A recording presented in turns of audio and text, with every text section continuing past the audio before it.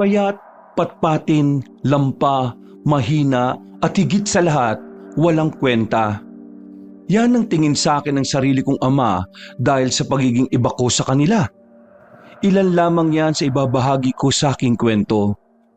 Kabanong, kilalanin niyo na lang ako bilang si Ambet. Nais ko lamang ibahagi ang aking karanasan nung kami ay taga Isabela pa. Isang malaking pagbabago sa buhay ko ang nangyari noon. Inakala ko na habang buhay na lang akong magiging mahina sa mata ng iba.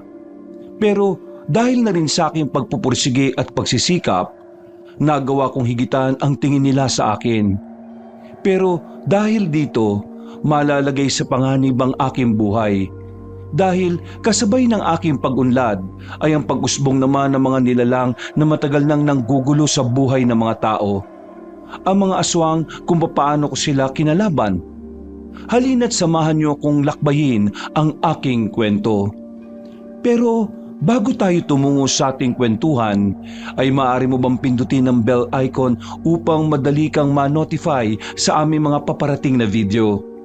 Kung sakaling magustuhan mo naman ang kwento, ay pwede ka ring mag-like at mag-iwan ng comment. At kung bago ka naman sa aming channel, pindutin lang ang subscription button para makasabay sa ating kwentuhan. Ang inyong munting suporta ay malaki na ang maitutulong para mas maipagpatuloy namin ang paghatid ng magaganda at makabuluhang kwento. Maraming salamat po. At ngayon, sa ating pagpapatuloy. Oy, Ambet! Ambet! Gising! Uy! Ano ba? Inaantok pa yung tao eh. Anong inaantok? Bumangon ka na dyan, oh. Patulog-tulog ka na naman eh. Ano ba kasi yun? Nakakainis naman to oh. Nakakainis? Ikaw ang nakakainis. Tutulog-tulog ka dyan eh. Wala kang ginagawa. Mag-asikaso ko na ng kakainin namin ni Ama ngayong umaga. Papihira ka naman kuya oh. Pwede namang ikaw na lang ang gumawa niyan eh. Alam mo namang napuyat ako kagabi sa kakahintay sa inyo at kakalinis sa mga kinalat nyo sa likod bahay. Nangangatwiran ka pa ah. Wala ka nang ginawa rito eh, tapos umaangal ka pa. Mag-aasikaso ko na lang ng gagawin mo rito, wala nang iba pa. Kaya tumigil ka. Bumangon ka na para naman mapakinabangan ka dito sa bahay. Lagi na lang ako. Palibasa, batugan eh. Ano sinabi mo? Wala. Batugan ako ha? Ha? Ano? Oo na, babangon na ako. Siraulo ka. Lakas ng loob mong sabihan ako batugan ha? Nakakalimutan mo na ba na kaming dalawa ni Ama ang kumikita ng pera dito para makasalba tayo sa araw-araw? Kapal ng mukha mo ha. Nanggagamot kami. Maraming nagpapakonsulta sa amin. Maraming humihingi ng tulong. Pati na rin ibang bagay, ginagawa namin para kumita ng pera. Pero may narinig ka ba sa amin, ha? May narinig? Oo, palaging sumbat. Sumbat dito, sumbat doon. Hindi ko naman kasalanan na kayo ang gumagawa niyan eh. Kasi pinili niyo yan. Kaya ko rin namang magtrabaho pero ayaw niyo eh. Kasi kinakahiyaan niyo ako. Kinakaya ka namin kasi nakakaya ka naman talaga. Sa buong angka natin, ikaw lang ang mahina eh. Hindi pwedeng malaman ng iba na may mahinang miyembro ng angkan natin. Nakakadiri. Kaya ikaw manahimik ka na lang. Ikaw ang gagawa ng mga gawain bahay dito. Kumbaga ikaw na ang ilaw ng tahanan natin kasi wala na si Ina. Kumbaga ikaw na ang ilaw ng tahanan natin kasi wala na si Ina. Ilaw ng tahanan na pundido ang utak. Mas pundido utak ng mga taong sarili lang ang pinakikinggan. Maangas ka ba talaga ha? Ha? Rico, bitiwan mo nga kwelyo ko. Gusto mo yatang baliin ko yung buto mo eh. Bakit bang init palagi ng ulo mo sa akin ha, kuya? Mainit ang ulo ko sa iyo kasi mahina ka. Wala kang kwenta. Wala kang kayang gawin. Oo na. Ikaw na ang magaling. Ikaw na ang malakas. Ikaw na lahat. Hindi naman ako tumututol dun ha. Bakit ka lagi nagagalit sa akin ha? Ano bang problema mo? Dahil kasi sa pagiging mahina mo, dinudungisan mo pangalan ni Ama. Anong gusto mong gawin ko? Mawala! Maglaho! Yun! Ganun! Kailangan mo umalis dito para bakit ko naman gagawin yun? Bahay ito ni Ina. Siya may-ari nito kaya dapat siya lang ang may karapatang magpalaya sa akin. Wala talagang laman ng payat mong utak no? Patay na si Ina. Kaya paano kanya palalayasin? Minsan nga mag-isip-isip ka nga. Minsan mo na nga lang magamit ang utak mo. Hindi mo pa laging dala. Hindi niyo ako mapapalayas dito. Kapag ginawa mo yon, magagalit sa iyo si Tio Tobias. Baka nakakalimutan mo, kapatid siya Nina. Kaya may karapatan din siya rito sa bahay. Tio Tobias mo mukha mo. Nakahanap ka na naman ng kakampi. Palibhasa, pareho kayong talunan eh. Isang talunan. Natigilan si Jano sa pagsasalita niya nang biglang dumating si Tio Tobias. May mga dala itong supot na may mga lamang pagkain. Napabuga na lang ng hangin si Kuya Jano sa sobrang inis. Paglapit ni Tio Tobias ay agad niya ring hinarap ang kuya ko. May nakakalokong ngiti sa mukha ni Tio. Halatang gusto niyang asarin ang kapatid ko. Talunan ba ka mo, Jano? Tingnan mo nga yung sarili mo. Ikaw ang talunan kaysa kay Ambet. Alam mo kung bakit? Si Ambet, nagagawa niya ang gusto niya.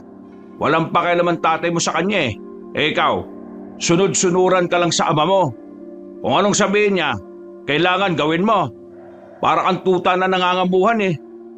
Ngayon, isipin mo nga, sino sa inyong dalawa talunan? Si Ambet na may kalayaan o ikaw na sunod-sunuran? Tio, tama na yan. Baka magalit na naman si ama. Hindi eh. Sumusobra na tong kuya mo eh. Ang tagal ko nang nagtitimpi sa lokong to eh. Ano? Bakit hindi ka makapagsalita, ha? Eh bakit? Anong gusto mo mangyari? Eh ikaw ba? May gusto ka ba mangyari? Kung makapagsalita ka, akala mo matatakot ako sa mga muscle mo? Kuya, tama na. Sige na, ikilos na ako. Sampid ka lang dito. Baka lang nakakalimutan mo. Kaya wala kang karapatang bumoses, Tobias. Paano ako magiging sampid sa pamamahay na pamana sa amin ng mga magulang namin? Baka nakakalimutan mo, hindi lang ito pagmamay-ari ng ina nyo. Pagmamay-ari ko rin to. Kaya ikaw ha, magdahan-dahan ka sa pananalita mo. Kasi kung meron ng walang karapatan dito, ikaw yon. Iyabang mo ah. Kaya siguro namatay ang mag-ina mo eh. Kasi ganyan ka kayabang. Binatay siguro sila ng mga nayayabangan sa'yo. Tiyo! Isang malakas na suntok ang natanggap ni Kuya Jano mula kay Tio Tobias. Sa lakas ng pagkakasuntok ay gumulong si Kuya pababa ng hagdan palabas. Hindi kataasan ng hagdan kaya wala namang seryosong galos ang kapatid ko. Pero kinagulat niya ang ginawa ng tiyuhin namin. Nakilala kasi namin si Tio Tobias na tahimik lang na tao. Siya yung tipo ng tao na hanggat maaari pinipiling maging kalmado sa lahat ng oras. Pero iba ang nangyari noon. Ramdam na ramdam ko sa kanya ang matagal ng pagtitimpi. Magsumbong ka sa ama mo! Wala akong pakialam! Hindi ako natatakot sa pinagmamalaki niyong angkan. Kasi kahit bumalik pa tayo ng ilang ulit sa umpisa, susuntokin ko pa rin yung pagmamukha mo. Naintindihan mo ako? Hindi na nakapagsalita pa si Kuya Jano. Tumayo na lang ito at lumabas na lang ng aming bakuran. Napabuntong hininga na lang ako, kabanong. Napatingin naman sa akin si Tio Tobias. Nilapitan niya ako. Hinawakan niya ako sa balikat at kumiti ng papilit. Sandali lang, Tio. Bakit? Hindi niyo na dapat ginawa yun eh. Baka mag-away na naman kayo ni ama niyan. Hindi ko kasalanan kung sakaling ganun na nangyari. Ginawa ko lang yung bagay na ayaw mong gawin. Ayaw kong gawin? Matagal mo na tinitiis ang ginagawa sa'yo ng buong angkan mo. Kahit na hindi mo aminin sa akin, alam kong nahihirapan ka na. Kaya bilang tiyuhin mo, hindi ako masayang nangyayari yon. Ambet, hindi habang buhay may taong kakampi sa'yo. Kaya dapat matutunan mo rin na kahit papaano, tumayo sa sarili mong mga paa. Alam mo ba kung bakit mahina ang tingin nila sa'yo? Kasi yun din ang tingin mo sa sarili mo. Naglakad na siya papasok ng bahay. Naiwan ako sa bakuran na nakatayo lang. Napapaisip at pilit na inuunawa ang mga sinabi niya. Pagkatapos ng pag-uusap na yon, nag-asikaso na lang ako ng pang-almusal. Pagdating ni Ama at Kuya Jano sa bahay, himalang parang walang pakialam ang tatay ko sa ginawa ni Tio Tobias sa kapatid ko. Bagay na mas lalong kinainis ni Kuya Jano. Mga bandang tanghali, umalis na naman silang dalawa. Ako na naman ang naiwan lang sa bahay. Ganun palagi ang sistema, kabanong. Hindi rin naman ako makalayo-layo dahil kinahihiya nila akong makita ng iba. Kahit na hindi naman nila ako pinagbabawalang lumabas, alam ko at ramdam kong ayaw nilang nakikita ko ng ibang tao. Bakit kasi ang payat-payat ko eh? Hoy, ano naman kung payat ka? Napatingin ako sa pintuan nang marinig ang tinig na yon ng kaibigan kong si Dondon. Pumasok siya na parang pag-aari niya ang bahay. Hindi man lang nagtanong kung pwede siyang pumasok. Umupo kaagad siya sa lumang-luma na sofa namin na kapag pinagpag mo, magmamalausok ang mga alikabok na matagal nang nakasiksik doon. Wala naman sa katawan niyan, pre. Nasa ugali yan. Mabait ka naman at mabuti. Wala kang inaapakang iba para lang mabuhay. Kaya ayos na yun. Nasabi mo lang naman yan kasi wala ka sa kalagayan ko eh. Mabuti ka pa nga, matalino eh. Kung pinag-aral ka lang nila, baka nakatapos ka ng kolehiyo tapos baka meron ka pang Latin na award. At ang mas maganda ron, meron kang kakampi sa buhay, si Mang Tobias. Ako, di ba? Hindi mo maintindihan ang pinagdaraanan ko hanggat hindi mo nararanasan, Dondon. Ay nako, oo na. Pero wag mong sisihin ang katawan mo. Pwede naman nating improve yan eh. Ayaw mo lang talaga. Hindi naman sa ayaw. Ang niisip ko lang naman, kahit na lumaki ang katawan ko, kung hindi ko naman gustong mapabilang sa pagiging mandirigba at manunugis ng angkan ko, magiging walang silbi pa rin ang tingin nila sa akin. Ito lang ang pinagtataka ko ah. Bakit kaya hanggang ngayon, sinasabuhay pa rin nila yung pagiging manunugis at mandirigma? Wala naman ng aswang ngayon eh. Sila na mismo ang nagsabi ng mga bata pa lang tayo na todas na nila yung mga halimaw na yun. Kaya anong punto na meron pa rin sama na tutugis sa mga nilalang na wala naman na? Ewan ko sa kanila. Basta ako wala akong pakialam.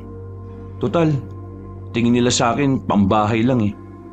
Basta kapag gusto mong magkamasil, pwede kitang tulungan ha. May kakilala akong may-ari ng gym sa bayan. Kayang-kaya natin gawa ng paraan niyang katawan mo.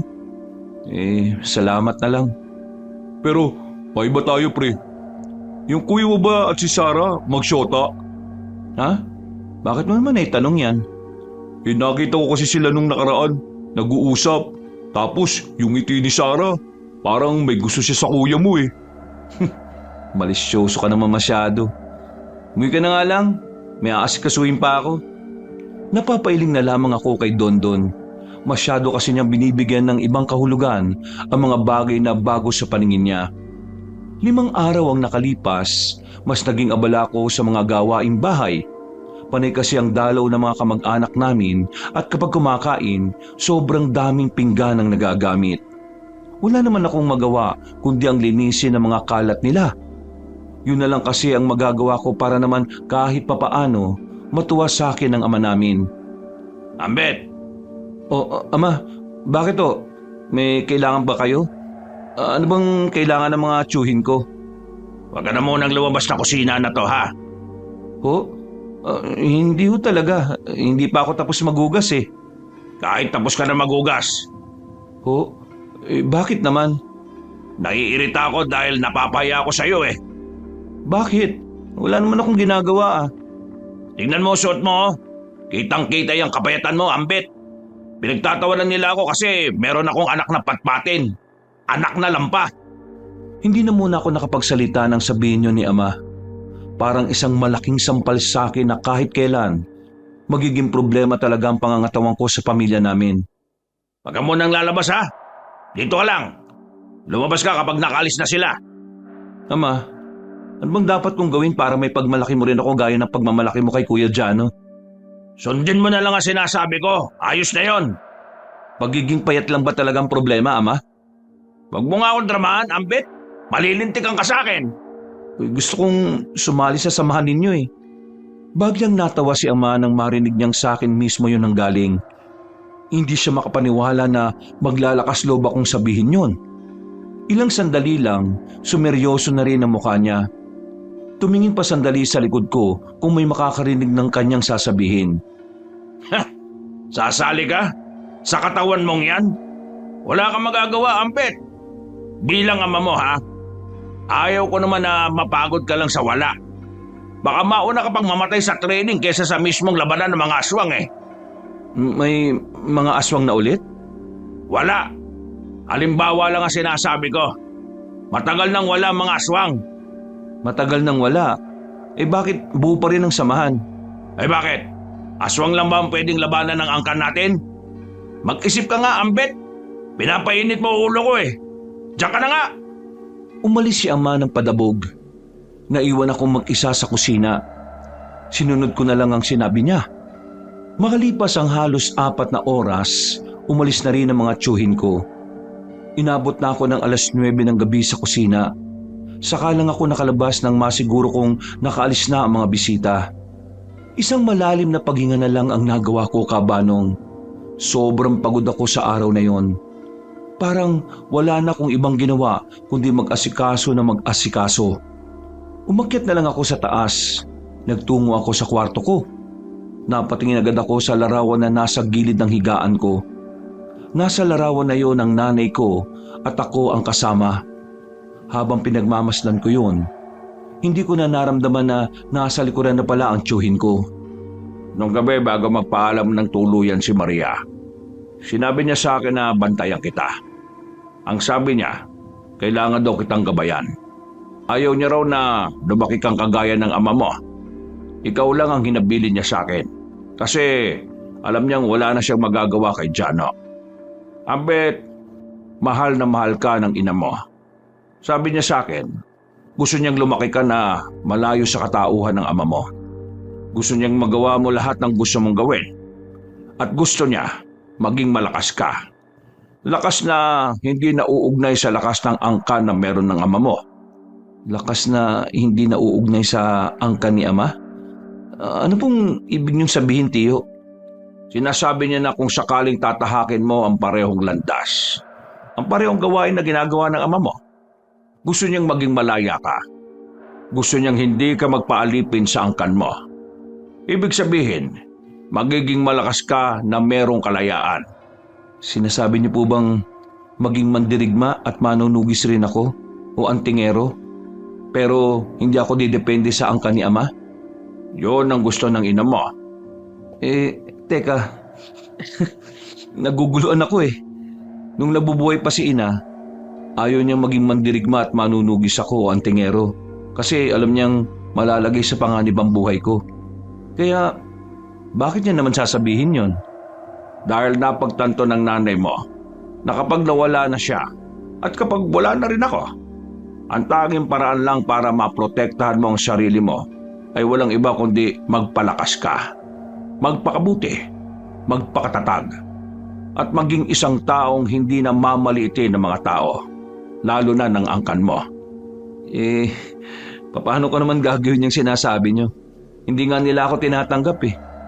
Bakit mo naman ipipilit ang sarili mo sa kanila? Nandito naman ako. Kayo? Teka, ano naman na magagawa niyo?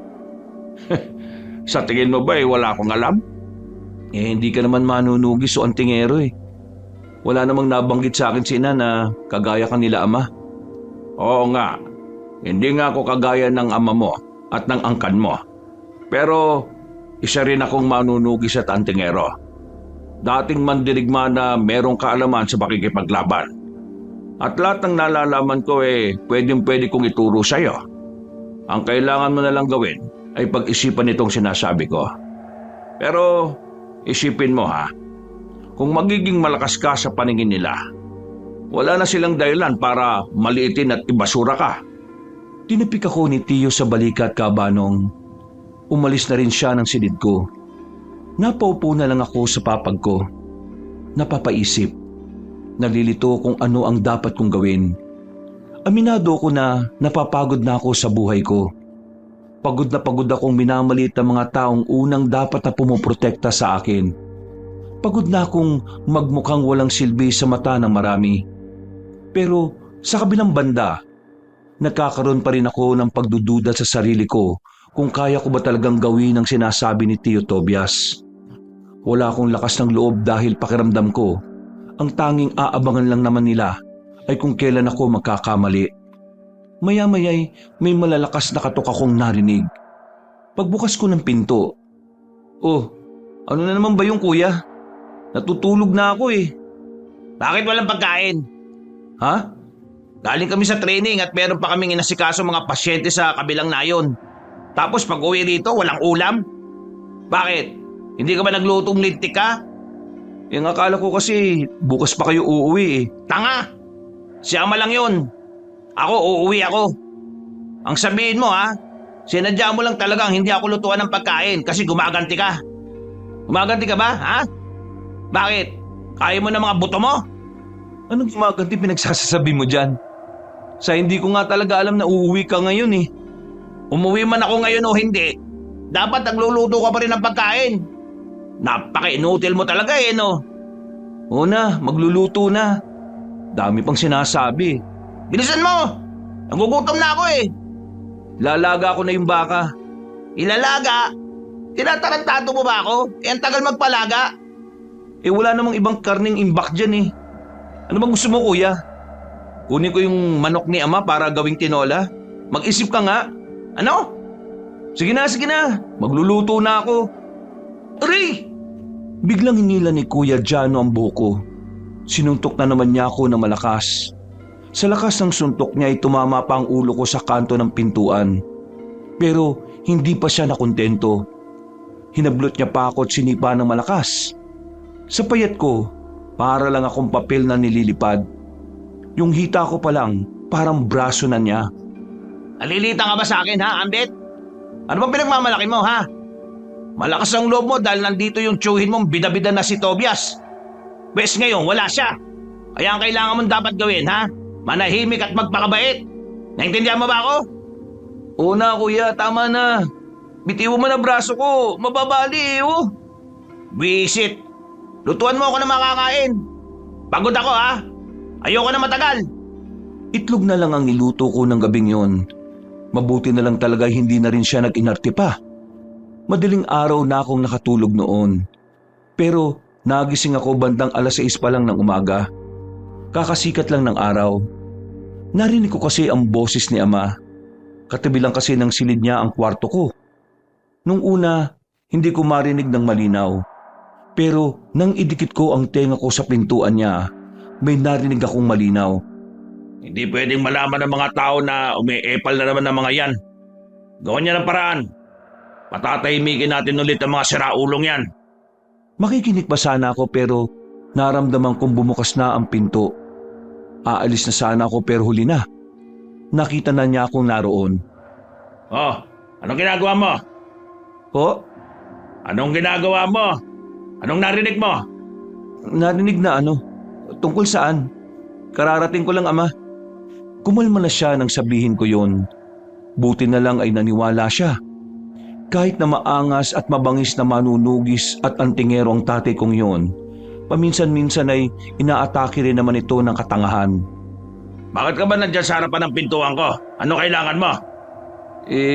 Hihingi lang sana ako ng pera pamasahe. Araw kasi ng linggo ngayon. Gusto ko sanang magsimba sa bayan. Wala akong pera. Kung gusto mo magkapera, pagtrabahuan mo. Sinirado niya ng malakas ang pinto. Napapailing na lang ako.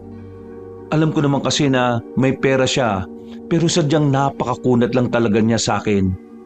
Wala naman na akong nagawa. Lumabas na lang ako at kay Tio Tobias na lang ako humingi. Mga ilang sandali lang ay naganda na rin ako. Pagkatapos, pinuntahan ko si Dondon. Sabay kaming nagsimba. Habang naglalakad, "Pare, nakita ko kagabi yung samahan ng mga manunugi sa Tantingero ah. Pinangungunahan ni Mang Atom, yung ama mo. Bakit sila nagtitipon-tipon na naman?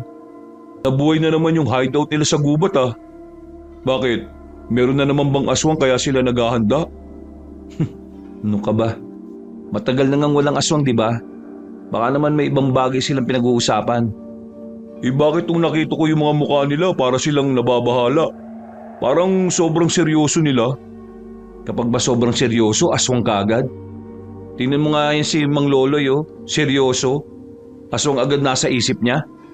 Pambira ka naman eh. Puro bold ang nasa isip niyang si Mang Loloy no? Kung sa bagay. Uy, pare, si Sarah oh. Uy, anong gagawin ko dyan? Ambet! Tinawag ako ni Sarah at nagmamadali siyang makalapit sa amin. Malapad ang ngiti niya. Wala akong ideya kung ano ang kailangan niya, kaya napangiti na lang din ako ng papilit. Si kuya, umalis sila ni ama. Mamayang gabi pa yata ang uwi eh. Hindi naman kuya mo ang gusto ko makausap eh. Ha? Sino? Ikaw? Ako? Bakit ako? Anong meron? Wala naman. Gusto lang kitang makausap at maging kaibigan. Pasensya ka na ah. Wala kasi akong oras ngayon eh. Magsisimba kasi kami. Ayos lang. Sa ibang araw na lang. Libre ka ba bukas ng hapon? Ha? Bakit? Anong gagawin? May pupuntahan lang ako sa kabilang nayon. Magpapasama sana ako sa'yo. Kay kuya ka nalang magpasama. Total, nililigawan ka naman yata nun eh. Palagi namang abala ang kuya mo eh. Kaya nga sa'yo ako magpapasama kasi alam kong marami kang oras.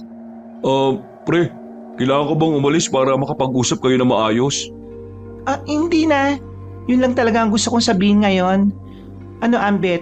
Asahan kita ah. Pero hindi naman ako... Uy! Sandali! Hindi ko na naituloy ang sasabihin ko nang maglakad na siya ng mabilis palis. Pangiti-ngiti naman si Dondo na halatang nanunukso. Bakit? Tingin ko talaga, bet ka ng babaeng yun. Pinagsasasabi mo. Nung nakaraan sabi mo, syota siya ni Kuya Jano. Tapos ngayon sasabihin mo, may gusto sa akin si Sarah. Naku, tumigil ka nga.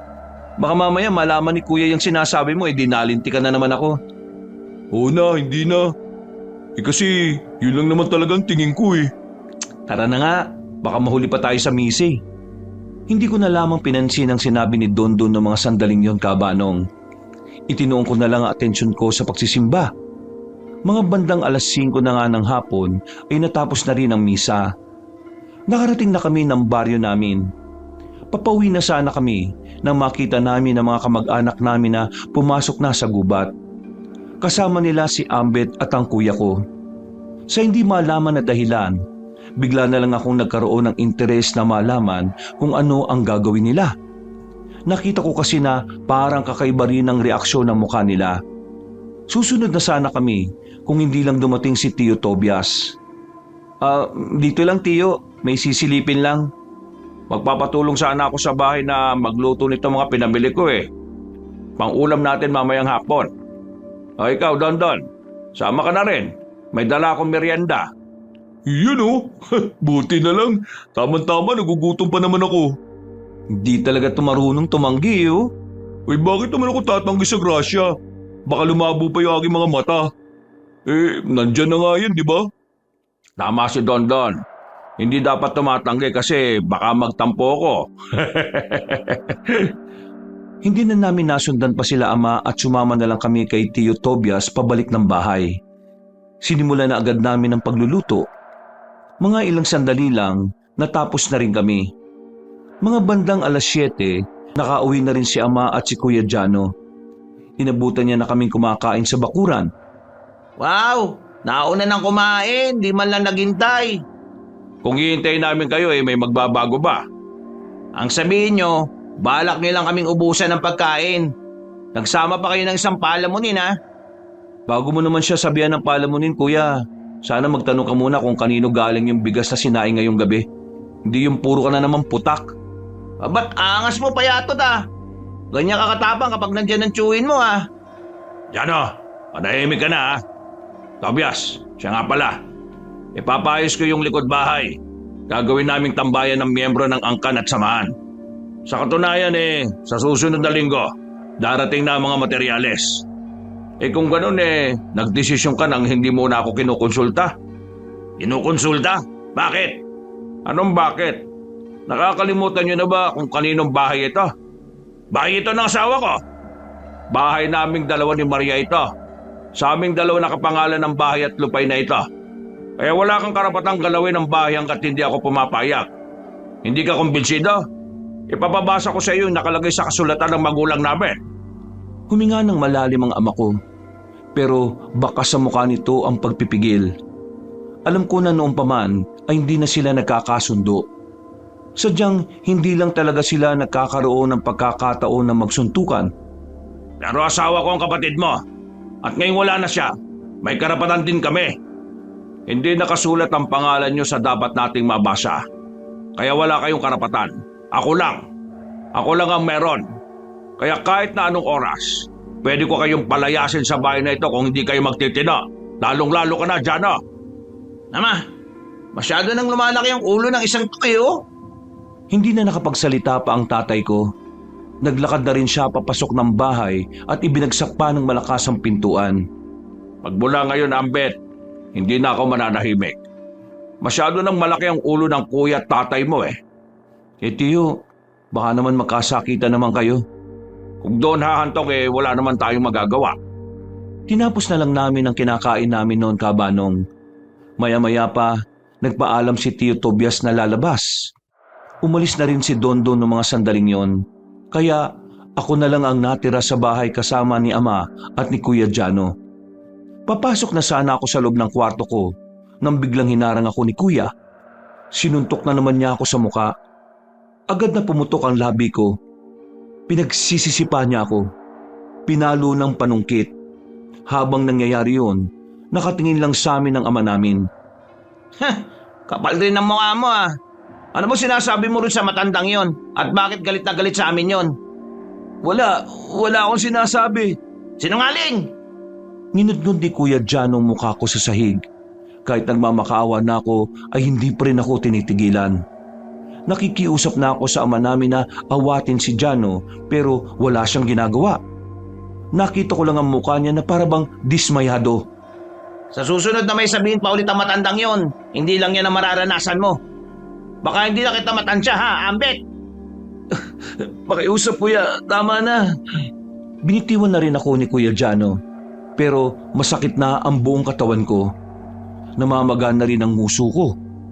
Noong mga oras na yon, saka ko naisip ang mga sinasabi ni Tio Tobias na kaya ako ginagano ni Kuya Jano ay dahil yun din ang tingin ko sa sarili ko. Kaya naman pumasok sa isipan ko na tanggapin na ang alok ni Tio Tobias. Kailangan kong maging malakas para hindi na ako inaabuso ng kahit na sinong tao. Ilang araw akong hindi lumabas, nanatili lang ako sa kwarto ko. Tulala. Minsan hindi na rin ako kumakain. Pero isang umaga, parang may kumalabit sa akin at sinabing kailangan kong umusad. Na kailangan kong bumangon para patunayang hindi hanggang doon na lang ang buhay ko. Para ipaalam sa mga taong kaya ko rin maging matibay at malakas. Isang gabi, habang umuulan na malakas, pumunta ako sa bahay ni Tio Tobias. Pagbukas niya ng pinto. Ambet, gabing-gabi na. Bakit hindi ka pa natutulog? Tio, tulungan niyo na po ako. Ituro niyo na sa akin lahat ng nalalaman niyo. Ambet? Gusto ko pong maging malakas. Sawang-sawa na po akong inaapi at pinagtatawanan dahil sa kahinaan ko.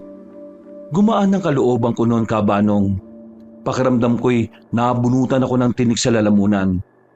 At kahit na malakas ang ulan nung gabing yon, palihim kaming lumabas ng bahay ni Tio. Nagtungo kami sa gubat. Sa lugar kung saan ang sabi niya, doon din daw siya nagsasanay nung binata pa siya. Kahit malakas ang hangin at medyo kinakabahan ako sa lakas ng kidlat at kulog, pinilit kong hindi yung pansinin. Dahil ang tanging mahalaga sa akin ng mga sandaling yon ay walang iba kundi ang matuto. Gamit ang katana na yari sa kawayan, tinuruan ako ni Tio Tobias. Hindi na namin alintana ang lamig at ginaw. Masyado akong nakatutok sa ginagawa namin kaya kahit mahina ang resistensya ko, ay nakakatagal ako sa ulan. Nasundan ang pagsasanay namin na yon ni Tio Tobias. Hanggang sa hindi ko na nga napapansin na isang buwan na pala ang nakalipas. Isang buwan na walang kamalay-malay sila ama kung ano ang ginagawa ko. Ang napapansin lang nila, nagkakaroon na ako ng laman sa katawan. Yun ay dahil sa pagbubuhat ko na mabibigat. Pre, kapag nakikita talaga kita ngayon, pakiramdam ko ibang ambit ka na eh. Tingnan mo, kahit na paano hindi ka napatpatin. Mukha ka pa rin namang payat pero may nadagdag na muscle na sayo. Aling Bining, isa pang lugaw? Ay, dalawa na pala. Umi-extra lang naman ako sa pagiging kargador. Kaya yan, kahit na paano nagbunga na rin yung pagbubuhat ko. Konting-konti na lang magiging magkasing katawan na kayo ng kuya mo eh. Oh. Masasampal mo na rin siya. Tumigil ka nga. Kapag may nakarinig sa'yo at sinumbong ka baka ikaw naman ang pag-initan niya. Totoo naman eh. Pagdating ng lugaw namin, may isang lasing na nag-amok sa lugawan. Isa kami sa napagtripan niya. Nakita kong bigla na lang sinampal ng lalaki si Dondon. Hindi na ako nakapagpigil pa, Kabanong. Tumayo ko't sinapak ko ang lalaki. Napatras siya. Tuluyan siyang natumba nang sipain ko siya. Tutulong pa sana ang dalawa nitong kasama pero hindi ko niyayaang makadampi ang kamao nila sa amin. Sinuntok ko ang isa sa panga at ang isa naman ay sinikmuraan ko. Sa nangyaring yon ay maraming nakakita. Marami ding nagulat at nagtaka. May iba pa nga na inakalang hindi ako yon. Akala nila ibang tao. Ang alak, nilalagay sa tiyan ha, hindi sa ulo. Kapag lasing na, matulog na. Maraming taong pwede niyong mapirwisyo sa ginagawa niyo eh. Pari, ang galing mo makipaglaban ha. Ipasok mo nga ako dyan sa pagkakargador. Hinila ko na lang si Dondon paalis at habang naglalakad kami pa uwi, meron kaming nakasalubong na matandang babae. Puti na ang buhok niya pero hindi pa naman siya kuba. Mukhang malakas-lakas pa rin naman. Nung una, akala namin hihingi siya ng barya pero hindi yun ang sinabi niya. Magandang gabi sa inyong dalawa. May kilala ba kayong Tobias? Isang matandang lalaki na may marka sa braso na imahe ng paniki. Oh, pre, Mang Tobias daw. Chewing ko siya, bakit? Bakit niyo po siya hinahanap? Kaibigan niyo po ba siya? Malayo pa ang nilakad ko para lang makausap siya. Pwede niyo ba akong dalhin sa kanya? Naku, maling timing ho. 2 araw na wala si Tio rito. Bukas pa ho ng gabi ang uwi niya. Ang sabi niya yung trabaho niya raw kasi malayo kaya doon na rin siya natulog. Magastos kasi sa pamasahe kung magbabalik-balik pa siya. Ay naka, ganun ba? Pakisabi na lang sa kanya na nagpunta ako rito. Sandali ho, ano ang pangalan niyo? Gloria. Gloria ang pangalan ko. Sige ho, sasabihin ko ho sa kanya. Nang maglakad na kami, nakita pa namin siyang nakatingin sa amin sa hindi ko malamang dahilan. Bigla na lang akong nahiwagaan sa kanya. Hindi ko alam kung bakit. Nawala lang sa isipan ko matandang yon na makauwi na ako. Narinig ko na naman si Ama na merong kausap sa telepono. Palima kong nakinig habang wala siyang kamalay-malay. Ano bang ginagawa niyo? Hindi pwedeng kumalat yan sa mga tao, ha? Kapag nalaman nila yan, mapapaya ang buong angkan natin. Isa itong malaking insulto. Iisipin nila, nagsinungaling tayo noon. Kaya ayusin niyo yan, ha? Hanapin niyo yon. Isa lang yon. Baka naman matakasan pa kayo niyan. Mga buwisit kayo. Ilang beses ko nang naririnig si Ama na palaging may kausap sa telepono at ganun lagi ang tono niya. Palaging galit, palaging pasigaw. Napapaisip na nga rin ako kung ano yung tinutukoy niya. Para kasing meron siyang gustong ipaligpit. Kinabukasan, mag-isa akong nagtungo sa gubat para magsanay. Mula nang matuto na ako, hindi na ako sinasama ni Tio Tobias para mag-ensayo. Pero hindi ko inakala na may mangyayaring kakaiba noong mga sandaling yon. Sino yan? Nararamdaman kita. Kapag hindi mo pinakita ang sarili mo, ako nga hanap at tutugi sa'yo. Napatigil ako sa pagsasanay noon. May naramdaman kasi akong parang nagmamasid sa akin. Hinawakan ko ng mahigpit ang katana at tinanda ko ang sarili ko dahil palakas na ng palakas ang kaluskos. Maya-maya lang. Oo, kalma. Ako tutol. Dondon? Walang ya. Ito pala ginagawa mo, ha? Ibig sabihin, kalokohan yung sinasabi mong kargador ka. Nagsasanay ka na, pre. Susunod ka na pala sa yapak ng ama mo. Wala na akong nagawa kundi aminin na lang sa kanya ang totoo. Kilala ko si Dondon. Kahit loko-loko siya, hindi naman siya tanga para hindi maintindihan ang nakikita niya. Umupo ko sa malaking bato at sandaling uminom ng tubig. Hindi ako susunod sa yapak niya. Pero gusto kong gawin ang ginagawa niya nang hindi napapabilang sa kanila. Ibig mong sabihin, Gusto mo rin maging manunugi sa tantingero pero ayaw mo nang may grupong sinasamahan? Oo, lalo ng angkan ko. Kaya palang galing mo nang makipaglaban ha? Paano mo ito natutunan? Dahil kay Tio Tobias. Dati rin siyang manunugi sa tantingero. Pero sa ibang samahan naman. Kaya pala talaga kakaiba rin ang tindigan ni Mang Tobias no? Don, pre, huwag ka na munang maingay tungkol dito ah. Ayoko malaman ito ni ama at ng kapatid ko. Baka isipin nila, isang malaking kahihiyan din na ayaw kong mapasama sa kanila kahit kaya ko na. Huwag kang mag-alala, makakaasa ka sa akin. Ha? Natigil kaming dalawa na may marinig kaming malakas na angil. Parang angil ng isang mabangis na hayop na gutom na gutom. Hinanda ko na ang sarili ko. Kahit na hindi pa ako nakakakita ng aktwal na aswang, alam kong aswang yon. Ganun na ganun ang sinasabi ni Tiyo na angil ng aswang, kaya kinabahan ako. Pre, ano ba yun? Malaki ang tsansa na aswang yon. Kailangan mo nang umalis. Ha? Bakit ako aalis? Ikaw? Kailangan kong alamin kung nasaan ang aswang na yon. Kaya mo na bang labanan yun? Hindi ko na nasagot si Dondon. Pinatago ko na siya sa likod ng malaking bato. Pero sadyang matigas ang ulo niya. Sumunod pa rin siya sa akin papasok ng gubat. Habang papalapit kami, palakas din ang palakas ang kaluskos at angil na naririnig namin. Hanggang sa isang malakas na pag-angil ang aming narinig. Kumabog na ang dibdib ko, Kabanong. Nakita na namin ang isang aswang na mahaba ang dila at hindi maipinta sa pangit ang muka. Napadako rin ang tingin namin sa kinakain niyang tao na wala ng buhay. Aminado kong sobrang kabado na ako noon, Kabanong. Hindi ko mapigilan ng malakas sa pagtibok ng puso ko. Doon ko napagtanto na iba pa rin talaga kapag kaharap mo na ang tunay na aswang. Hoy aswang! Bitiwan mo yan! Pre, mukhang wala ng buhay yung lalaki. Umalis ka na! Sigurado ka? Hindi ka na nga dapat sumama dito eh. Ang kulit mo eh. Paano ka nga? Aalis na sana si Dondon nang biglang lumapit sa amin ng aswang. Tinulak ko siya at agad na inambahan ng katana ang aswang. Nakailag siya. Hindi naman siya sobrang bilis pero bumabagal naman ang kilos ko dahil sa takot at pangamba. Putik, ngayon pa talaga ako ninervyos. Nakakainis naman. Tumalon ulit ang aswang palapit sa akin. Tinamaan niya ako sa balikat pero buti na lang ay hindi naman ganun kalala.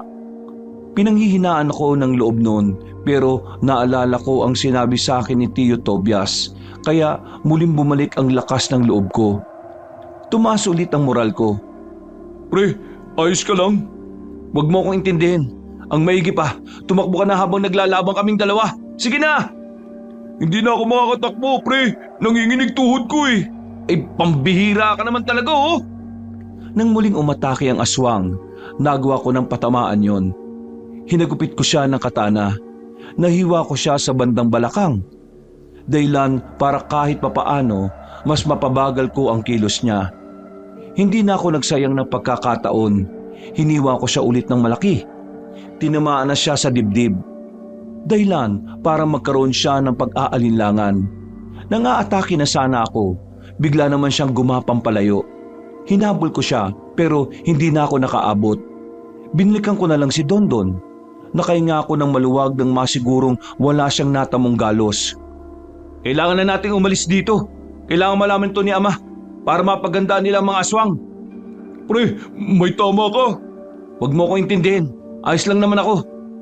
Wala na kaming sinayang na pagkakataon, Kabanong. Umalis na kagad kami ron. Pagdating namin sa bahay, sakto naman na naroon na ang ama ko, pati na rin ang kapatid kong si Kuya Jano. Kalmado silang nagkakape habang may binabasang kung anong libro. Napatigil sila nang lumapit ako. Oh, ano? Iyayabang mo yung kakaunting muscle na tumutubo sa'yo? Pat-pat ka pa rin sa paningin ko. Ano bang kailangan mo, Ambet? Ama, may nakalaban akong aswang sa gubat. Totoong meron pa ring aswang. Hindi totoong matagal na silang wala. Baka humahanap lang sila ng tiyempo para umatake ulit. Babalikan nila ang angka natin. Anong pinagsasasabi mo? Totoo pong sinabi ni Ambet. Nakalaban niya yung aswang. Nasugatan pa nga po siya eh. Tingnan niyo, dumudugo pa.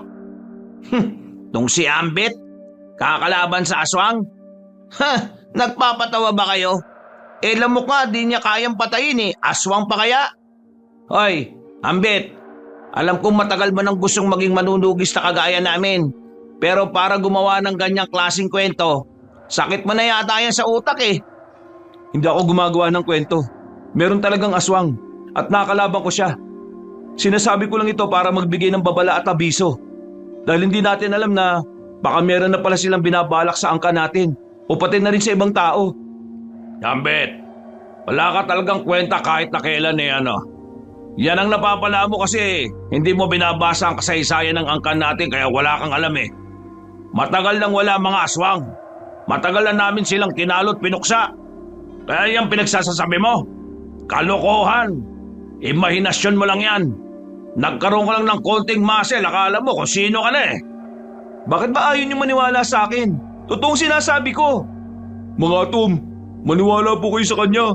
Hindi naman ito para lang sa kanya eh. Para na rin po sa inyo. Manahimik ka!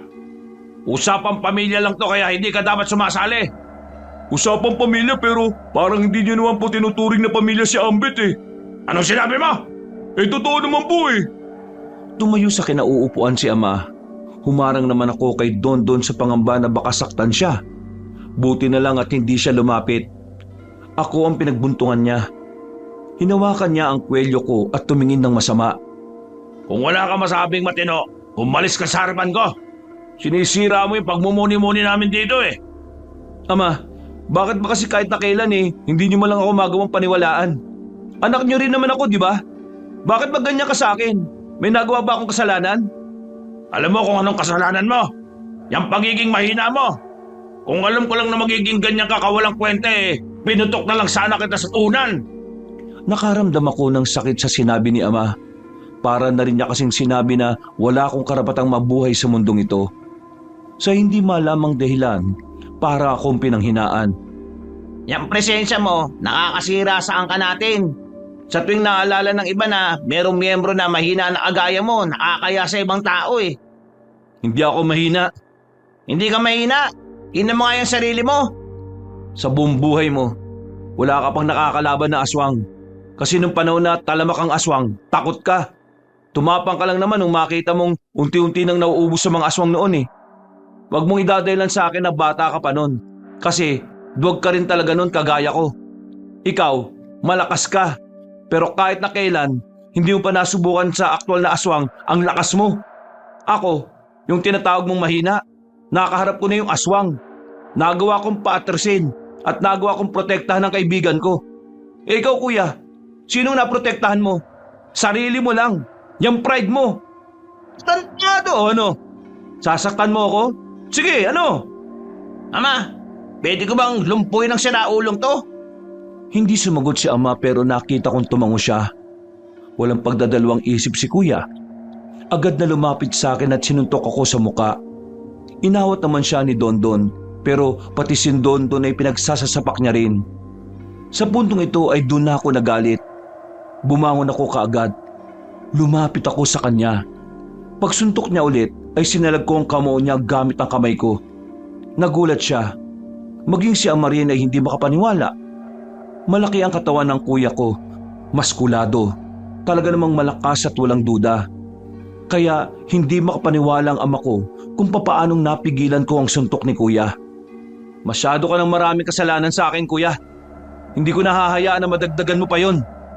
Sinuntok ko siya sa mukha. Napatras siya. Sinipa ko pa siya ng malakas sa panga. Gumewang-gewang siya at nabangga ang kabinet. Hindi pa ako nakontento. Hinila ko siya at saka hinawakan sa kwelyo. Habang hilo pa siya, inuntog ko ang ulo ko sa ulo niya. Dumugo na ang bandang kilay niya. Sa galit ko, hinila ko si Kuya Jano palabas. Sa bakuran, mas maluwag, mas madaling kumilos. Matagal na ako nagtitimpi sa iyo kuya eh. Ngayong may kakayahan na akong ipagtanggol ang sarili ko. Hindi na ako magdadalawang isip na protekta ng sarili ko laban sa iyo. Paano ka naging ganyan? Paano? Tinatanong mo talaga? Naging ganito ako dahil sa pagmamalit niyo sa akin. Tama na yan! Nilapitan ako ni ama at hinila papalayo sa kapatid ko. Kita ko sa mukha niya ang labis na pagtataka sa nangyayari. Si kuya kasi ang isa sa kinikilalang malakas sa angkan namin. Pero noong mga sandaling yon, nilampaso ko lang siya. Sinabi lang tumigil ka na eh. Bakit? Akala ko ba malakas yan? Akala ko ba maangas at mabangis yan? Bakit inaawat mo kami? Takot ka bang makitang mabugbog at gumapang sa lupa ang pinagmamalaki mong anak?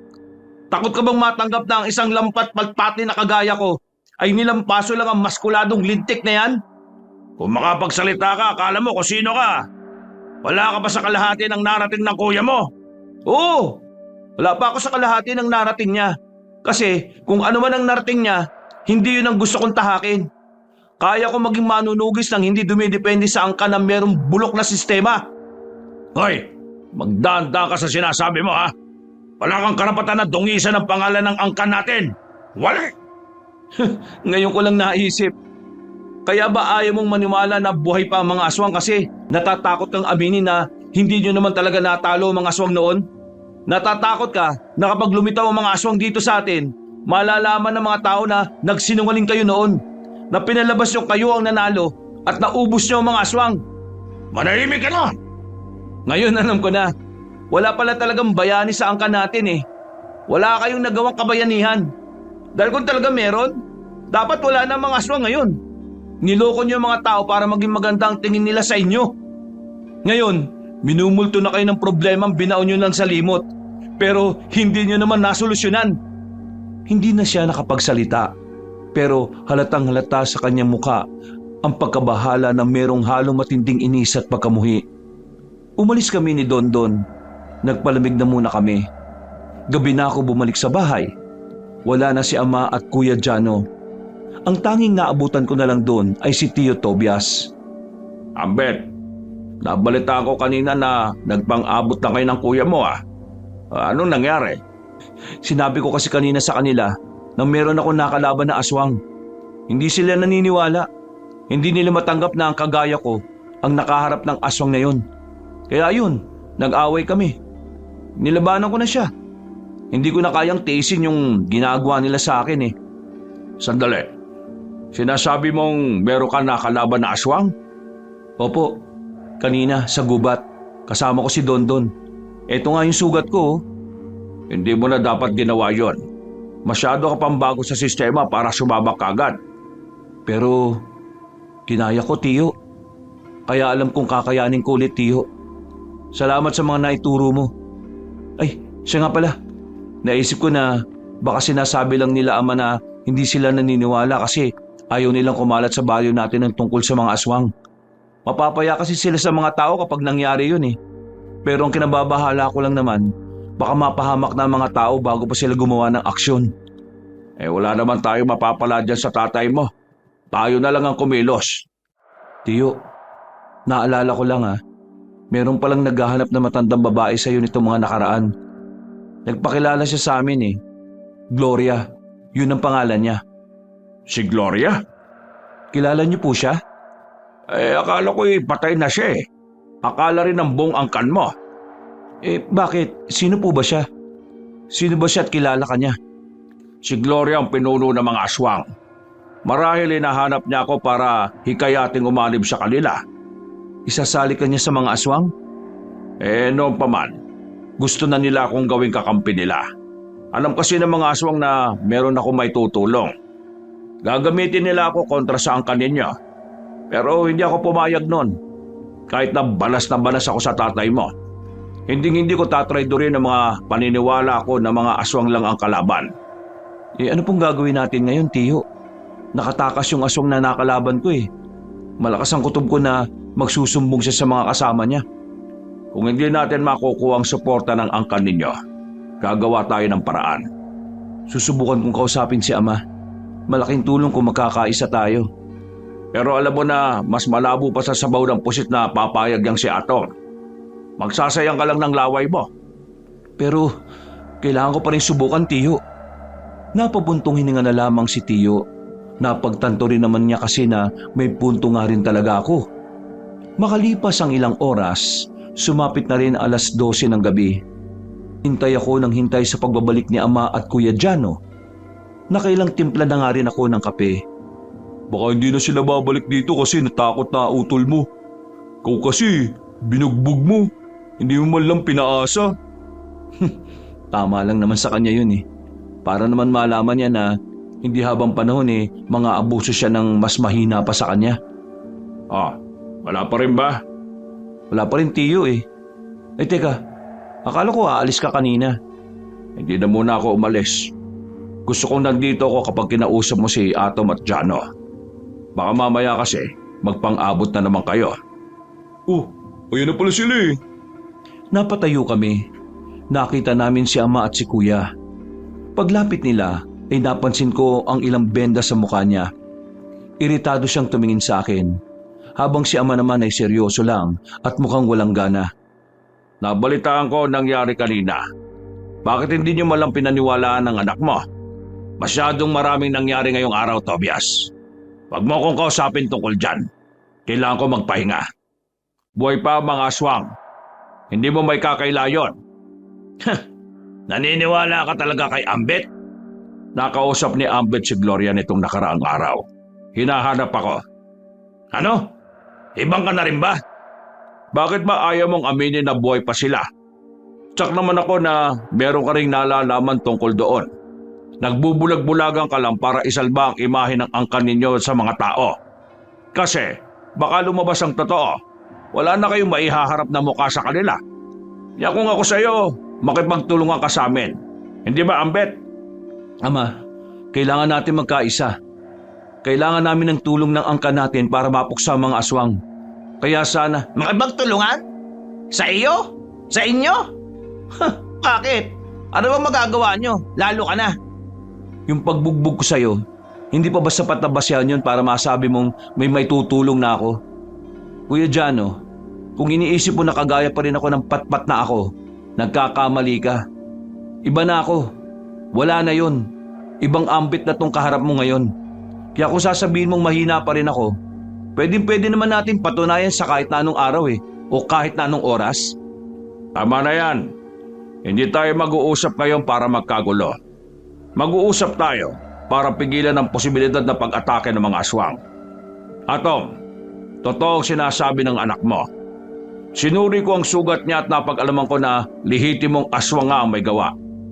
Kung mas paiiralin mo ang pride mo, baka mahuli na ang lahat. Baka umatake sila rito nang wala kayong kamalay-malay. At kapag nangyari yon, ang dapat lang sisihin ay kayo. Kagaya nga na sinabi ko, wala nang mga aswang. At kahit meron man, hindi kami makikipagkaisa sa mga kagaya ninyo. Lalong-lalo ka na, Tobias. Alam ko, noon pa lang gustong-gusto mo na kaming makitang pumalpak Hanggang ngayon ba yan pa rin ang nasa utak mo? Ama, isang tabi niyo muna ang inyong mga alitan. Isipin na lang muna natin ngayon ang kapakanan ng maraming tao. Sa atin nakasalalay, manahimik ka! Kung makapagdikta ka sa akin, nakala mo marami ka ng karanasan Marami ka pang kakainin bigas. Maya may biglang tumunog ang cellphone ni Mang Atom. Napatingin kaming lahat sa telepono. Si Kuya Jano na ang nagpresentang sagutin yon. Hello? Ano? Sigurado ba kayo sa sinasabi nyo? Oo, sige. Pupunta na kami. Anong problema, Jano? Ama. Ano nga? Magsalita ka na. Ama, totoo nga. Buhay ang mga aswang. Inatake nilang iba nating kamag-anak sa dulo ng lugar natin. Katarantaduhan. Sinong nagsabi niyan? Si Tio Pedring ang tumawag, Ama. Nanlaki ang mga mata ni Ama. Sa mga sandaling yon, tuluyan na siyang nakumbinsi na dapat ay maganda na rin kami. Pero kahit na anong pakiusap namin sa kanya ay ayaw niyang makinig. Kinaumagahan, natagpuan na nga ang bangkay ng iba naming kamag-anak na biktima ng mga aswang. Hindi na napigilan ni Ama na kumalat ang nangyari. Marami agad ang nakaalam kahit na itinago nila. Dahil dito, nag-alburuto kagad ang mga residente. Matagal na kasi silang naniniwala na hindi na babalik ang mga aswang kahit na kailan. Pero iba ang nangyari. Ama, galit na galit ang mga tao. Alam na nilang buhay pa ang mga aswang. Wisit! Sinong nagpaalam sa mga tao ng tungkol doon? Mga inutil! Anong gagawin natin ngayon? Magsabi ka kay Kapitan na kailangan kong gamitin ang entablado niya. Magpapatawag ako ng pagpupulong ngayon. Kailangan nating ipaliwanag sa kanila ang tunay na nangyari. Habang nag-uusap silang dalawa, nakatingin lang kami ni Tio Tobias sa kanila. Hinahayaan lang namin sila kung ano ang gagawin nila. Mga bandang 9:00 ng umaga, nagpulong-pulong na ang mga tao sa barangay. Naroon din kami para makinig sa sasabihin ni Ama. Halo-halo ang mga tao roon. Merong mga naniniwala pa rin sa kabayanihan ng angkan namin at meron ding namang galit sa kanila. May sigawan, may murahan at tulakan. Ganun ang eksaktong eksena nung mga oras na yon. Habang kami, nakikiramdam lang sa paligid. Mga kalugar, kumalma kayo. Hindi naman namin kayo pababayaan eh. Kagaya ng dati, narito ang angkan ng mga Pelayes para talunin ang mga aswang. Ang kailangan lang po namin ay tiwala po ninyo. Manahimik ka! Sinungaling! Hindi niyo naman pala napatay ang mga aswang eh. Sinabi niyo lang na napatay niyo para purihin kayo ng mga tao. Sinungaling! Lumakas sa mga bulungan dahil sa sinabing yun ng lalaki. Halata naman ang galit sa mukha ni Ama. Parang kulang na lang ay batuhin na niya ng mikropono ang lalaki. Pinilit pa rin niyang kumalma. Hindi namin intensyon na itago sa inyo. Kinakailangan lang muna naming ilihim dahil may mga bagay kaming dapat gawin na hindi pwedeng malaman ng mga tao. Sana'y maintindihan nyo na hindi lahat ay dapat yung malaman. Kalokohan! Napatingin ang lahat kay Tio Tobias. Masama ang tingin sa kanya ng mga kaangkan ko. Lalong-lalo na ang mga tiyuhin ko sa gilid. Kaya naman, sinubukan kong awatin si Tio Tobias, pero hindi siya nagpapigil. Pagdating ng kapakanan at kaligtasan ng mga tao, hindi nyo dapat nililihim sa mga tao. Karapatan nilang malaman kung nasa panganib ba ang buhay nila. Delikado at mapanganib ang ginawa niyong paglilihim. Ngayon, nagbabalik na ang mga aswang. At ngayon pa lang tayo maghahanda kasi hindi naman natin alam na babalik sila. Halong lang galaiti si Ama. Kulang na lang ay bumaba siya ng entablado at makipagsuntukan kay Tio Tobias. Pero nanatili pa rin itong mahinahon. Pinagpatuloy niya pa rin ang pagsasalita pero wala nang naniniwala sa kanya. Karamihan sa mga tao galit na sa kanila. Bago pa magkagulo noon, hinila na ako ni Tio Tobias paalis. Habang naglalakad naman kami pabalik ay nakita namin si Dondon. Hingal na hingal siya. Natataranta ang mukha kaya hindi na namin naiwasang hindi magtanong. Oh, kumalma ka muna. Ano ba problema? Yung ano kasi. Huminga ka muna ng malalim. Hinga. O yan, tapos buga. Ang baho naman ang hininga mo. Sige, ano ba yon? Bakit umatake yung mga aswang kahit maliwanag pa? Nakita ko kanina yung dalawang magkasintahan sa ilog. Habang naliligo sila, biglang may lumapit na dalawang lalaki. Aswang pala sila. Nilapa sila na parang karne lang ng hayop. Tingnan niyo ron oh, kawawang sinapit na magsyota. Nagmamadali namin pinuntahan ng ilog. Pagdating namin doon, dinatnan nga namin ang wala ng buhay na magkasintahan. Lasog-lasog na ang katawan at wala ng laman loob. Kahit ang mata at dila nila ay hindi na rin pinalagpas. Napatakip na lang ako ng bibig kabanong. Hindi ko maiwasang hindi kilabutan. Yun ang unang pagkakataon na may nakita kong brutal na pinatay ng malapitan. Mabilis na pinagbigay alam namin sa pamunuan ng barangay. Napag-alaman na ang magkasintahan na nabiktima ay malapit na pala sanang ikasal. Naiyak ang mga magulang nila. Walang ibang maririnig doon kundi ang naghihinagpis na hagulgol ng mga kamag-anak. O ano Ama? Alam mo na ang epekto ng mga ginawa mong desisyon noon? Gumagawa na ng paghiganti ang mga aswang at wala kayong magawa kasi hindi kayo handa. Tingnan nyo, may bagong biktima na naman. Kasalanan nyo yun. Kung sana pinaalam nyo sa mga taong tungkol sa mga aswang na mas maaga, hindi sana madadama yung magkasintahan na yun. Ikakasal na sana sila sa susunod na buwan eh. Pero dahil sa mga aswang, hindi na mangyayari yun. Ikaw buwisit ka. Manahimik at nag-iisip ako ng gagawin. Ano ba pang pag-iisipan mo, Ama? Nagpaparamdam na ang mga aswang. Utusan mo na ang mga angkan natin na kumilos para hanapin ang mga nilalang na yun. Huwag mo akong diktahan. Sino ka ba? Kapal ng mukha ng isang to. Nagkamasil lang ng maliit, akala mo makakapatay na ng maraming aswang eh. Alam ko ang ginagawa ko dahil akong pinuno ng angkan natin. Huwag mo akong tinuturuan. Sanggol ka lang sa paningin ko, naintindihan mo? Wala akong pakialam kung anong tingin mo sa akin. Ang mas inaalala ko ngayon, ang kaligtasan ng mga tao. Kung wala kang gagawin para sa kanila, kami meron. Dahil sa kabagalan ni Ama, gumawa na ako ng paraan para kahit papaano maprotektahan ang baryo namin. Namigay kami ng papel kung saan nakasulat ang mga hakbang para hindi mabiktima ng mga aswang. Marami-rami namang mga residente ang nakinig sa amin. Kaya 5:00 pa lang ng hapon, nasa loob na sila ng mga bahay nila. Pero hindi pa rin namin maikakaila na kahit papaano meron pa rin mga pangamba sa kalooban namin. Sino ba naman kasing hindi mababahala? 3 lang kaming gumagawa ng paraan para labanan ng mga aswang. Habang ang angkan namin na pinamumunuan ng sarili kong ama ay nagpupulong pa rin hanggang sa sumapit ang 7:00 ng gabi. Ana, hindi pa rin ba nakakauwi ang mag-ama? Hindi pa rin eh.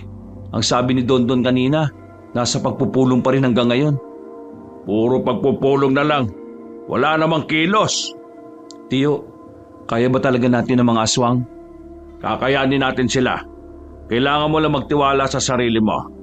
Gawin mo ang lahat ng itinuro ko sa iyo, ha? Lahat ng yun ang kailangan mong magamit para matapatan ng mga aswang. Nanatili na lang muna ako sa bahay. Naghintay sa pagbabalik ni Ama at ni Kuya Jano. Kahit na alam kong hindi nila ako kakausapin, gusto ko pa rin malaman kung ano ang mga plano nila. Mga bandang 10:00 ng gabi, kung kailan dinalo na ako ng antok, doon naman ako nakarinig ng malalakas na katok. Naririnig ko na naman ang boses ni Dondon, pero sa pagkakataong yon, sumisigaw na siya. Pare! Pare! Gumising ka na dyan! Bilis! Pagbukas ko ng pinto, "Huy, di ako tulog, buang." Narinig ko sa usapan ng mga kaangkan mo. Meron na raw silang namataan na aswang sa gubat. Kung ganun, kailangan na natin maghanda. Sigurado ka ba? Bakit? Narinig ko rin kasi kanina. Wala raw pwedeng makialam na iba kasi idadamay daw nila. Ha? Anong idadamay? Ewan ko. Basta parang ayaw nilang may kahati sa papuri kapag natalo yung mga aswang na yun eh. Pambihira naman talaga oh. Hanggang ngayon pala, gutom pa rin sila sa papuri. Pero wala akong pakialam. Kailangan kong kumilos. Hindi ako nagsanay sa pakikipaglaban para lang maghintay ng resulta ng gagawin nila. Nasaan si Tio Tobias? Tingin ko, nauna na siya sa gubat. Nakita ko siya kaninang nagmamadali na maglakad eh. Saan gubat? Doon pa rin sa madalas natin puntahan. Sige, ako na lang. Huwag ka nang sumama. Sira ulo ka ba? Delikado. Huwag ka na lang kaya tumuloy. Alam mo, hindi pwede. Di sasama na lang ako. Pero kapag namatay ka na wala akong nagawa, baka habang buhay kong sisihin sarili ko. Kaya sasamahan na lang kita. Para kapag namatay ka, mamatay na lang din ako. Buisit ka. Drama mo. Sige na nga, sumama ka na. Dinampot na namin ang katana. Bilog ang buwan ng mga sandaling yon, Kabanong. Kitang-kita ang daan. Nakakadagdag din sa tindigan ng balahibo namin ay ang malamig na simoy ng hangin. Maya-maya pa, narating na rin namin ang kagubatan. Tahimik pa ang paligid, wala kaming naramdaman na kakaiba. Pero hindi kami naging kampante. Kaunting lakad pa, nakita namin ang grupo ng angkan namin. Nagtago na muna kami sa gilid. Sa halos 5 minutong naroon kami, nakarinig na rin kami ng malalakas na hiyaw ng mga aswang. Kasunod nito ay ang matatapang na sigaw na nagmumula sa mga manunugis. Nagsimula na ang laban noon, pero sa mga pagkakataong ito, hindi ko alam kung bakit bigla na lang akong natigilan. Nang makita ko kasi ang nangyayaring labanan sa pagitan ng mga aswang at manunugis, nagulat ako. Namangha pero nabahala rin. Hindi ko inakala na ganun pala dapat kagaling kagaya ni Ama. Nakita ko kung paano siya makipaglaban. Pagtingin ko naman kay Kuya Jano, hindi ko rin may kakaila na talaga namang magaling din siya. Uy, pare!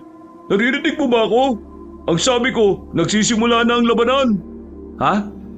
Diyos ko ka! Lutang ka pre! Ayos ka na ba talaga? Huwag na kaya natin itong gawin kung wala ka sa wisyo. Hindi. Ayos lang ako. Handa ako. Tumuyo ko at tinawakan ng maayos ang katana. Napalunok na lang ako ng laway nang makita kong nagkakagulong aswang at manunugis at mga antingero. Lalapit na sana kami roon pero bigla na lang merong humarang sa amin. Isang aswang na matangkad, may kalakihan ng katawan. Angil pa lang niya ay nakakatakot na. Pero inalala ko lang ang sinabi sa akin ni Tio Tobias. Kailangan ko maging matapang para magawa ko kung ano man ang dapat kong ipaglaban. Hindi ako natatakot sa iyong aswang ka. Pinanganak ako para maging matapang, kaya umanda ka. Lumusob ako sa aswang. Hinagupit ko siya ng itak. Nung unay, nagawa niya makailag. Pero hindi niya na naiwasan ang sunod kong atake. Tinamaan ko siya sa dibdib. Tinamaan niya rin ako sa braso. Pero hindi ko ininda yon. Ang tanging nasa isip ko ay matalo ang aswang at makatulong sa labanan. Napatigil ang aswang. Nakikiramdam kung kailan ako ulit aatake. Sinenyasan ko si Dondon. Kinuha niya ang bato sa gilid at saka pinukol sa aswang. Hindi yun tinamaan, pero naging pagkakataon ko yun para makalapit. Huli ka! Tinaga ko siya sa bandang leeg. Nadaplisan siya. Umabante ako ulit. Tinamaan ko siya ulit. Pero sa pagkakataong ito, sirit na ang dugo niya sa leeg. Nang mapansin kong makakabangon pa siya, hindi na ako nagdalawang isip na itaharak ang katana sa kanyang dibdib. Paghugot ko ay agad din naman siyang pumanaw. Pare, ang lupit mo! Mamaya ka na magdiwang. Marami pang aswang, tara na. Naglakad kami palapit sa mga kaanak ko ng mga oras na yon. Nasa kasagsagan pa rin sila ng labanan. Mabibilis kasi ang mga aswang na naroon kaya medyo nahirapan sila. Hinanap ko ng tingin ang kuya ko. Nakita ko siyang kinakalaban ng 3 aswang. Sugatan na rin siya noon kaya medyo mabagal na ang kanyang kilos. Maya-maya pa, natumba na siya at napalibutan ng mga yon. Kita sa mukha niya matinding takot. Hindi na ako nag-alinlangan pa. Tumakbo ko ng mabilis para tulungan siya. Pagkalapit ko, hinagupit ko kaagad ng katana ang malapit sa akin. Tinamaan ko siya sa braso. Pero tinaga ko ulit sa ulo kaya agad din itong tumumba. Hindi ko naman pinalampas ang isa sa gilid. Sumadsad ako sa harapan niya para maitarak ang katana. Nanlaki ang mata ni Kuya Jano sa nakita niya. Hindi siya makapaniwala na kinaya kong gawin yon. Pero sa halip na magpasalamat ay siya pa ang nagalit sa akin. Epal ka ba? Sinabi ko bang tulungan mo ako? Kailangan mo ng tulong. Ginawa ko lang ang nararapat. Ang sabihin mo, ginawa mo yan para meron akong utang na loob sa'yo. Nako, ang lala naman ng utak mo. Pwede bang magpasalamat ka na lang? Mahirap ba yon? Hindi ko sinabing tulungan mo ako kaya bakit ako sa likod mo? Hinawi ko si Kuya Jano ng malakas. Sinaksak ko ng katana ang aswang na dapat sana ay aatake mula sa likuran niya. Napatay ko rin ang aswang na yon. Mas lalo siyang nagalit sa akin dahil pakiramdam niya, pinaparamdam kong mas malakas at mas magaling akong kumpara sa kanya. Sinabi ko na sa iyong hindi ko kailangan, wala akong pakialam. Kung kailangan mo o hindi. Isipin mo na lang na ginawa ko yun hindi para tulungan ka, kundi para makaranas lang ako makapas lang ng mga aswang. Hindi ko na siya hinayaan pang makapagsalita kabanong. Pinuntahan ko na lang kagad si Dondon. Makalipas lang ng ilang minuto, napansin naman namin na unti-unti na rin naglalayas sa mga aswang. Unti-unti na rin naglalayasan ng mga aswang. Marami-rami na rin napatay ang mga manunugis at marami-rami na rin sugatan sa mga kasamahan nila. Nang masiguro naming nakaalis na ang mga aswang, ay agad na rin kaming umalis ni Dondon doon. Masaya kami noon kasi pakiramdam namin, yun ang unang panalo namin kontra sa mga aswang. Pero bigla kong naalala si Tio Tobias. Hanggang ngayon, hindi pa rin namin siya nakikita. Hindi pa rin siya nakakabalik. Pwede bang mamaya mo na isipin si Mang Tobias? Tapusin na muna natin itong paglilinis sa sugat mo. Kaya naman niya sarili niya eh. Di ba nga sabi mo, magaling din siya? Pero hindi pa rin ako mapalagay eh. Baka kung ano na nangyari sa kanya. Baka mamaya nakuha na siya nung Gloria na yon. Natigil lang ang pag-uusap namin nang biglang dumating si Ama at Kuya Jano. Wala silang galos. Bagay na ipinagpasalamat ko pa rin. Pero mukhang hindi masaya ang kapatid ko sa nangyari. Tingin pa lang niya sa akin para makakapatay na siya. Plano mo ang lahat ng yan ano? Ha? Ang pinagsasasabi mo? Nagmamagaling ka na ngayon porque marunong ka ng lumaban? Para ano? Para ipakita sa mga tao na ikaw ang mas magaling kaysa sa akin? Para maging maliit na ako sa tingin nila? Inagaw mo ang papuri na dapat sa akin? Hoy, tanga! Wala akong pakialam kung purihin ka man nila o hindi. Ginagawa ko lahat ng ito dahil ayaw kong malagay sa alanganin ng buhay ng mga taga rito. Hindi ako kagaya mo na walang ibang inisip kundi ang imahe. Lokohin mo, lelang mo, wag ako. Kilala kita, no? Hindi mo ako kilala. Kaya huwag kang magsalita na parang alam mo kung anong gusto kong gawin. Itigil mo na yan! Ikaw, Ama, hanggang ngayon ba hindi mo pa rin matanggap na nagkamali kayo? Na dahil sa inakala niyong patay na mga aswang, nagkakanta leche-leche ngayon? Matagal nyo nang alam na buhay sila pero nanahimik lang kayo. Wala man lang kayong sinabi sa mga tao. Wala kang alam sa mga naiisip namin. Kami lang ang nakakaalam ng mga gagawin. Kaya pwede ba? Itahimik mo na yung bibig mo. Huwag ka magmalaki. Kung si Tobias lang naman ang nagturo sa'yo na mga natutunan, itigil mo na ang pagiging ma-pride mo, Atom. Napalingon kami sa pintuan. Nakita namin si Tio Tobias na duguan. Hawak-hawak niya ang balikat niya habang umaagos mula roon ng dugo. Pumasok siya. Bakas sa mukha niya ang pagod. Kailangan na natin magkaisa, Atom. Magkaisa? Tingin mo talaga papayag akong umeksena ka? Hindi ka naman namin kadugo eh.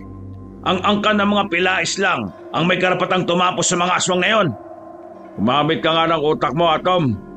Kapag hindi tayo nagkaisa, mas magiging madali para sa mga aswang na gawin ng mga binabalak nila. Wala akong pakialam. Nilagas ng mga aswang ang mga matatandang albularyo sa kabilang nayon. Nang sabihin niyo ni Tio Tobias, natigilan ng ama ko. Si Kuya Jano rin ay napanganga na lang din. Kita sa mukha ni Tio Tobias ang matinding galit para sa mga aswang. Nanginginig ang nakasarado niyang kamao. Dahil sa pride mo, marami ng buhay ang nawala. Mga matatandang gusto na sana magretiro sa pag-aalbularyo at pagiging antingero. Mga matatandang may naiwang pamilya. Hindi ka ba nakukonsensya, Atom? Kung sana'y nakipagkaisa ka sa amin at kung sana'y inabisuan mo ang mga tao na buhay pang mga aswang, hindi aabot sa ganito. Kasalanan mo ang lahat ng ito. Hoy, magdanda ka sa sinasabi mo ha. Wala ka namang naiambag sa labanan nun pero Kung yan ang akala nyo, wala. Pero habang nakikipaglaban kayo, nakikipaglaban din kami. Kami at ng mga kaibigan ko. At hanggang ngayon, ginagawa namin ang bagay na hindi nyo pa sinisimulan. Ano akala ninyo? Porque kayo ang mga kilala ng mga tao, kayo lang ang may ginagawa? Hindi lang kayo magagaling dito. Nagkataon lang na mas pinili naming manahimik. Hindi na nakapagsalita si Ama, pati si Kuya Jano ay natameme na lang. Parang tinabla na sila ng konsensya at hiya. Pero naroon pa rin ang pagmamatigas nila. Pag-isipan nyo ang mga sinabi ko. Kung talagang gusto nyong iligtas ang buong angkan ninyo, kakailanganin nyo rin ang tulong ko. Marami akong kakilala na kagaya natin na gusto rin patayin ang mga aswang. Naglakad na paakyat si Tio Tobias. Sinundan ko siya para tulungang gamutin ang mga sugat niya. Habang nililinis ko ang sugat niya, ay meron siyang sinabi na talaga namang nakakapagpanindig ng balahibo ko. Nilusob na mga aswang ang kabilang nayong kanina. Habang nagkakagulo sila sa gubat, may ibang grupo ng aswang na pumunta roon. Pinagpapapatay nila ang matatanda. Ginawa nila yun dahil alam ng mga aswang na itong matatandang antingero, malaki ang may tutulong para may pagpatuloy ang ligasiya ng mga antingero sa baryo. Ayaw na ng mga aswang na maisali ng mga kaalaman ng mga ito sa mga batang henerasyon. Naroon si Gloria kanina. Nakausap ko siya. Wala akong nakitang kahit na kaunting pagsisisi sa mga mata niya. Masaya pa siya. Sinubukan niya akong hikayatin na sumama sa kanila pero hindi ako pumayag. Grabe ang ginawa nila. Hindi ba sila naaawa sa mga matatanda? Hindi uso ang awa sa mga aswang, Ambet. Brutal kung brutal. Nasusunog na ang kaluluwa nila sa impyerno kahit buhay pa sila. Tio, matanong ko lang, bakit gustong-gusto kayong isama ni Gloria? Ano bang meron sa inyo?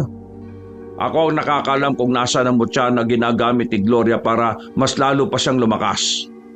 Nung nakalaban namin sila, ako ang nakakuha ng mutya na yon.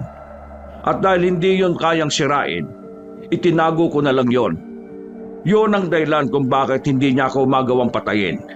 Dahil kapag ginawa niya yon, siguradong hindi na niya makikita pa ang mutya niya. Gumagamit din pala ng mutya ang mga aswang. Parang ngayon ko lang narinig yan ha. Matagal na silang gumagamit ng mutya pero iilan lang sa kanila ang may kakayahan nun. Kadalasan, ang malalakas na aswang lang ang kayang gumamit ng mutya. Sa henerasyon na ito, si Gloria lang ang magtataglay ng mutya. At kapag napunta yun sa kanya, mas mahihirapan tayong puksain ang mga aswang. Kaya gagawin ko ang lahat para hindi niya ito makuha. Napabuntong hininga na lang si Tio Tobias. Matapos ang usapan na yon, ay nagtungo na lang din ako sa kwarto ko para makapagpahinga. Kinaumagahan, maaga akong bumangon. Narinig ko ang mga boses sa baba. Naroon na pala ang mga kamag-anak namin. Pinag-uusapan nila kung papaano tatalunin ang mga aswang. Napabugan na lang ako ng hangin dahil sa pagkadismaya. Puro na lang kasi sila pag-uusap, pero wala naman talaga silang ginagawa. Wala pa rin silang kaalam-alam kung saan nagkukuta ang mga aswang. Hindi ko na lang sila pinansin. Lumabas na lang ako ng bahay. Maya-maya pa, nakita ko na lang ang nanay ni Sarah. Umiiyak, nagwawala. Nang marinig ko kung anong nangyari ay hindi ako makapagsalita. Parang bigla akong napako sa kinatatayuan ko. Hindi naman kami malapit ni Sarah sa isa't isa, pero hindi kinaya ng sistema ko ang ideya na dinukot siya ng mga aswang. Hindi lang siya ang nawawala ng oras na yon. Ayon pa sa barangay, may iba pang kababaihan na bigla na lang hindi na makita. Ang inala ni Tio Tobias, nangunguha na ng babae ang mga aswang para gawing paanakan. Ibig sabihin, magpaparami ang mga aswang gamit ang katawan ng ibang tao. Pias, wala ba tayong gagawin? Kawawa naman si Sarah. Baka malungkot itong kaibigan ko kapag may nangyari masama sa kanya. Tumigil ka nga. Wala namang namagitan sa amin ni Sarah eh. Nag-aalala lang kasi ako dahil alam kong kaibigan siya ni Kuya. Kailangan kong hintayin ang impormasyon na ihahatid ng mga kaibigan ko bago tayo gumalaw. Hindi tayo pwede magpadalos-dalos na lang dahil hindi rin basta-basta mga aswang. Matatalino sila. Parang alam nila kung kailan sila lilitaw at kung kailan sila magtatago. Hindi na sila yung mga aswang na tatanga-tanga kagaya ng dati. Makalipas ang 2 araw, walang nangyaring karahasan. Tahimik na ang baryo. Pero ang katahimikan na yon ay tila nakakakilabot, nakakabingi. Sa sobrang tahimik, parang may nagbabantang kaguluhan. Kasi naman ay pinaghahandaan din ng mga mangyayari. Hindi na kami umasa sa angkan ko. Hanggang sa mga sandaling yung kasi, mataas pa rin ang pride ng aking ama. Kahit na pinipilit na siya ng iba naming kamag-anak, talagang nanindigan siyang kahit na kailan hindi siya makikipagkaisa kay Tio Tobias. Kaya ang ginawa na lang namin, tinipon namin ang mga kakilala ni Tio. Pinapunta namin sila sa bahay. Malawak naman ang bakura namin kung kaya't doon kami nag-usap-usap. Lumipas sa maghapon, pinakalat na rin ni Tio Tobias sa mga kaibigan niya. Kami naman ay nanatili lang muna sa bahay.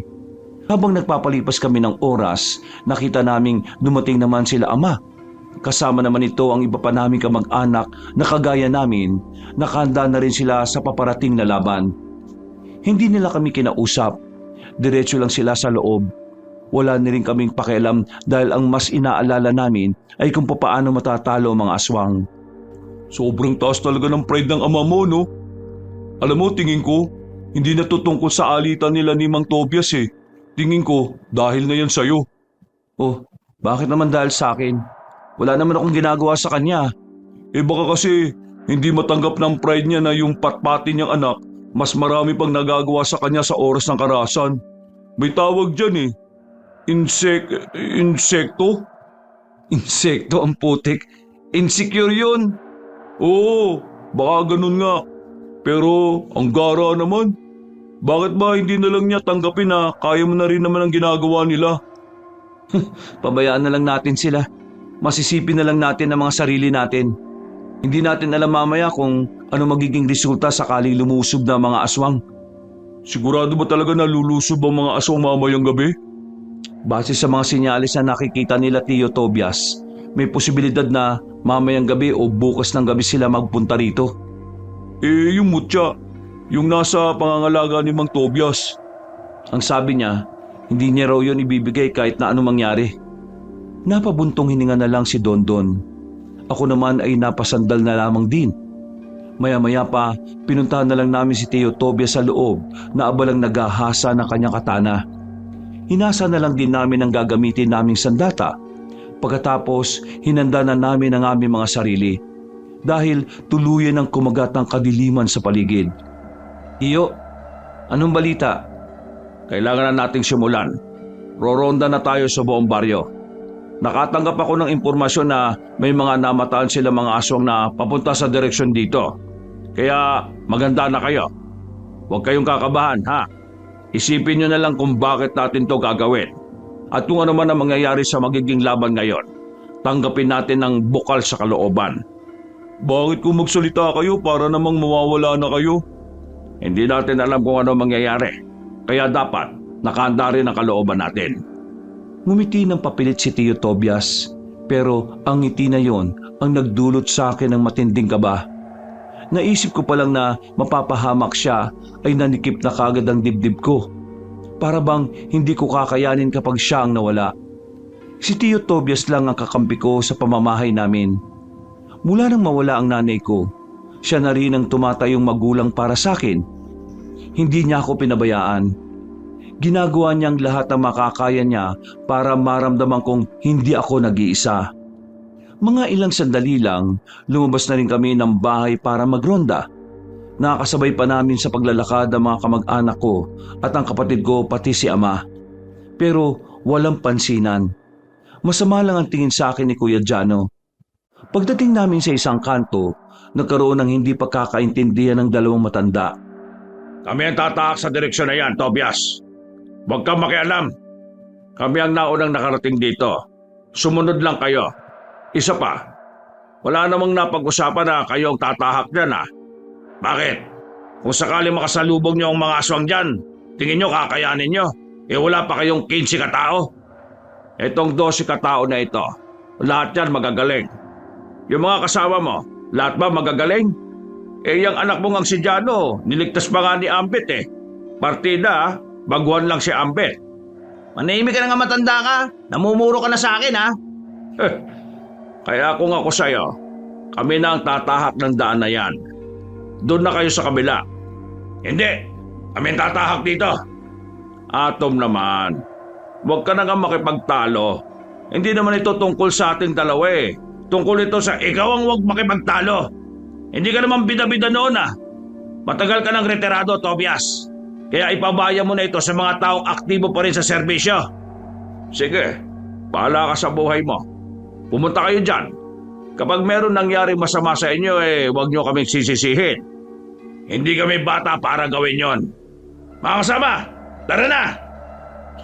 Malaga sana kayo. Mauna ka, supot!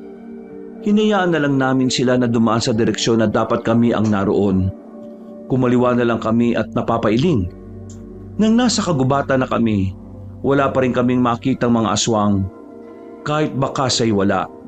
Pero maya-maya lang, narinig na namin na meron ng putukan sa kabilang gubat.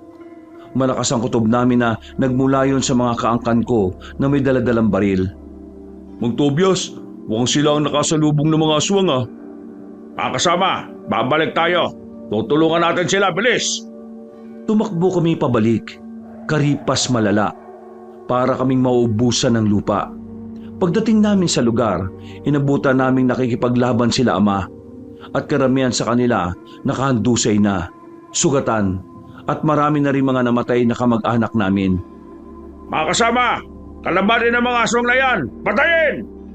Kayo makialam, pwede ba? Kahit na ngayon lang kalimutan mo muna yung lintik na pride mo, ama. Namatay ng iba nating kamag-anak dahil sa pagiging ma-pride mo. Binangga ko pa ang ama ko noon at saka nakipaglaban na rin. Nagulat siya. Hindi namin siya pinakinggan. Inasikaso lang namin ang pakikipaglaban sa mga aswang hanggang sa napatigil namin sila. Sandali silang umatras. Sandaling natigil ang kaguluhan. Inalalayan naman namin ang iba pang mga kasama nila na sugatan. Pero sa halip na matuwa, minasama pa ito ng ama ko. Hindi ka ba talaga nakakaintindi, Tobias?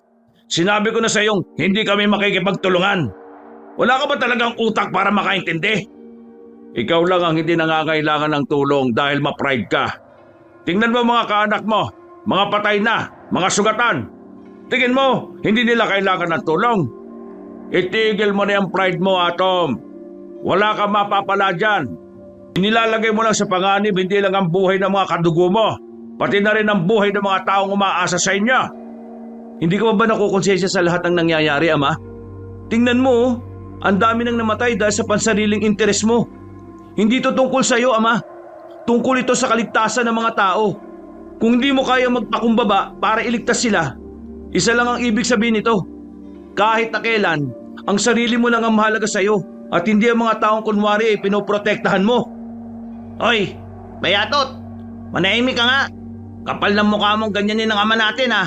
Akala mo marami ka nang narating ha. Magsasalita pa sana ako pero bigla na naman kaming nakarinig ng malalakas na angil. Maraming kaluskos at malalakas. Sa pagkakataong ito, nararamdaman na naming mas kakaiba ang mga aswang na aming mga makakalaban. Maya-maya pa, lumabas na ang pinuno ng mga aswang. Lumitaw siya sa gilid. May hawak-hawak pang sanga na pinagtutungkod nito. Hindi ko inakala na magsasama ang makaaway na dalawang pinuno na makaibang samahan. Napakagandang tingnan ang inyong pagkakaisa. Sa wakas, nagpakita ka ring animal ka. Ha, mukha yatang nasabi kang makita ulit ako, Atom. Bakit? Dismayado ka ba nang malaman mo na hindi ako namatay sa pag-atake ninyo noon? Ang dami mong sinasabi. Ngayong gabi, papatahimikin ko yung maingay at mabaho mong bibig. Alam mo ba na nasa pangangalaga ni Tobias ang mutya na ginagamit ko noon? Hindi mo alam, di ba? Hindi niya pala sinabi sa'yo. Anong pinagsasasabi mo? Sinadya niyang hindi sabihin sa'yo dahil wala siyang tiwala sa'yo, Atom. Hindi ba, Tobias? Walang hiya kang Tobias ka. Matagal na naming hinahanap yan. Pero bakit hindi mo sinasabi na sa'yo pala? Sa ating dalawa, ikaw ang mas madaling utuin ng aswang kaysa sa akin. Kaya mas maganda nang nasa pangangalaga ko yon. Manahimik ka! Pinagmukha mong tanga ang buong angkan sa kakahanap ng lintik na mutya na yan. Kahit na kailan, wala ka talagang ginawang maganda. Kung hindi ka lang kapatid ng asawa ko baka pinatay na kita. Tama na nga yan. Hindi niyo ba napapansin? Pinag-aaway lang kayo ng matandang yan. Pinagsasabong niya kayo para mawala kayo sa wisyo. Para masumina ang pwersa natin. Huwag kayong magpa-apekto. Tama si Ambit. Yun ang gustong gawin nitong matandang aswang na ito At huwag natin pabayaan magtagumpay siya. Yung alitan yung dalawa, saka nyo na lang pag-usapan. Pero mapag-uusapan nyo lang yun kung pareho kayong mabubuhay pagkatapos ng labanan na to. Pinapahanga ako ng mga batang manunugis kayo na. Matatalino, marunong mag-obserba ng sitwasyon. Pero kahit ano pang sabihin ninyo, hindi na rin natin may tatago ang katotohanan na kahit kailan, hindi kakampi ang turing ni Tobias sa mga pilaes. Kaaway, kakompetensya. Yun ang turing niya sa mga manunugis na nagpapakilalang dakila sa balyong ito. Inggit siya sa inyo dahil kayo ay nakilala at tinitingala ng mga tao habang ang samaang binuo niya, kulelat, walang kwenta at walang nakakaalam. Manahimik ka!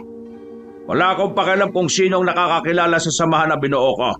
Dahil una pa lang, para sa mga taong pagbuo ng grupo namin. At hindi para sa mga imahe na meron kami.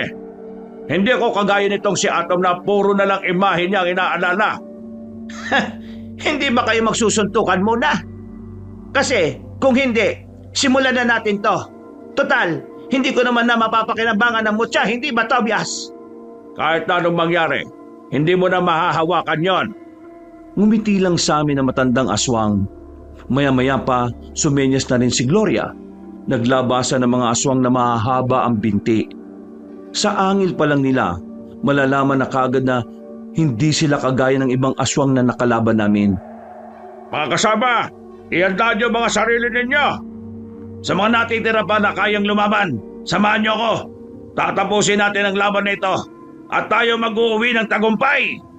Kasabay ng mga sigawan ng mga manunugis at antingero ang paglakas din ng angil ng mga aswang. Nararamdaman ang pagkatakam ng mga iyon sa amin. habang mararamdaman naman namin ang matinding determinasyon ng aming mga kasama. Hindi nagtagal, nagsagupaan na ang lahat. Ako at si Dondon ay magkasamang lumalaban. Sa unang 5 minuto, aminado kong talagang malalakas sa mga aswang.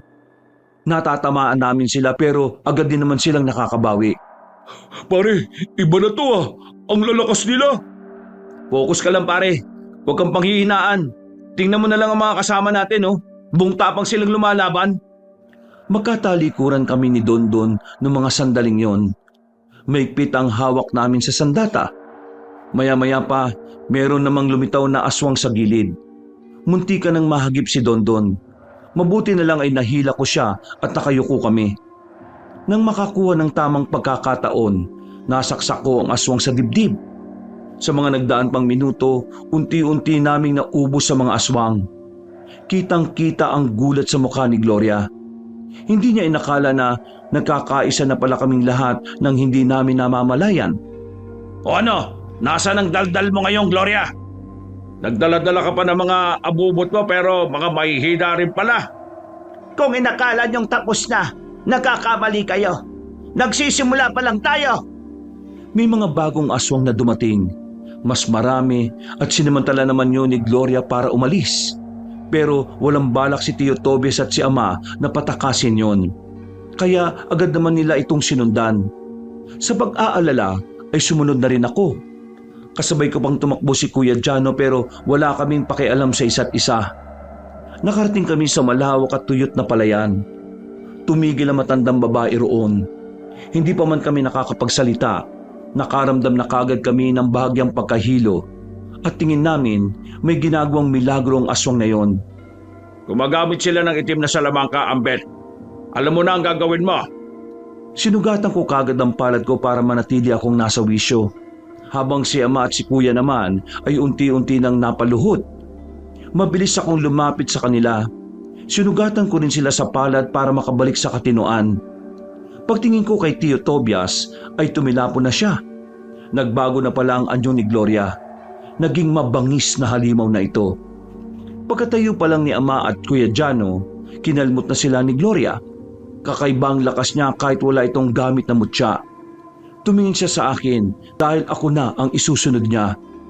Nung umatake siya, winasiwas ko ang katana. Umilag siya pero sinundan ko ulit ang wasiwas hanggang sa mapadistansya siya. Nagtaka ang Ama ko. Hindi siya makapaniwala na magagawa kong tumindig sa harapan ng mabangis na aswang. Matapang kang binatilyo ka. Ha! Sila natin. Ambet! Humaba lalo ang kuko ni Gloria. Kinalmot niya ako pero nasalag ko lang yun ng katana ko. Sinuntok ko matandang aswang gamit ang kaliwa kong kamao. Tinamaan naman siya sa panga. Sinamantala naman ni Tio Tobias ang bagyang pagkahilo niya. Pinilit ni Tio na makabangon. Hinigupit niya si Gloria ng katana. Tinamaan naman yun sa braso. Pero nahahawakan lang din siya nito at binalibag. Hindi naman nagpasindak ang Ama ko. Mabilis siyang tumakbo at nakipagsabayan. Kitang-kita ang kanyang kahusayan. Hindi ko yun maitatanggi. Pero kahit na ganon, hindi pa rin siya umubra. Ibang-iba na talaga ang aswang noon kumpara sa dati. Tumalsik ang Ama ko. Kaming dalawa ni Kuya Jano ang nanatiling nakatindig. Nagkatinginan kami. Noong mga sandaling yon, parang nakalimutan na namin kung anong alitan na meron kami. Ang tanging tumatakbo sa aming utak ay tapusin ang aswang na yon. Umanda ka! Magbabayad ng aswang ka! Sabay namin siyang tinaga, pero nagawa niya makailag. Hindi kami tumigil. Tuloy-tuloy lang ang paglapit namin sa kanya kahit na ilang beses na niya kaming naiiwasan. Meron ako naisip na paraan kuya. Wala akong pakialam. Tatalunin ko yan. Makisama ka na lang, animal ka. Anong sinabi mo? Dumistansya tayo sa isa't isa. Magkaibang direksyon para mahirapan siya kung sinong uunahin niyang ilagan. Uunahan ko na. Sumunod ka. Buong tapang akong tumakbo. Lumapit ako kay Gloria kahit alam kong yun ang pinakamalakas niyang anyo. Pagtaga ko, tinaga rin siya ni Kuya Jano. Nalilito si Gloria kung papaano niya kami iiwasan ng sabay. Sinamantala naman namin ang pagkakataon na yun. Mas lalo pa kaming lumapit sa kanya. Hanggang sa mapunta na siya malapit kay Tio Tobias at sa ama ko. Hindi na niya namalaya na nakatayo na ang dalawang matanda at saka sinaksak siya sa likuran ng magkaibang sandata. Mabilis na nakalayo si Gloria pero tumatagas na ang dugo mula sa kanyang katawan. Mga mandurugas! Ang tawag doon, stratehiya. Tapusin na natin to! Umanda ka ngayon! Sabay-sabay kaming umataking apat. Nung una, nagagawa pa ni Gloria na ilagan kami. Pero dahil nga meron na siyang tama, habang tumatagal ay pabagal na siya ng pabagal. Napapagod na siya at unti-unti na rin siyang nauubusan ng dugo. Hanggang sa makita na lang namin na nanghihina na siya. Inakala namin na madali na lang namin siyang mapapatay.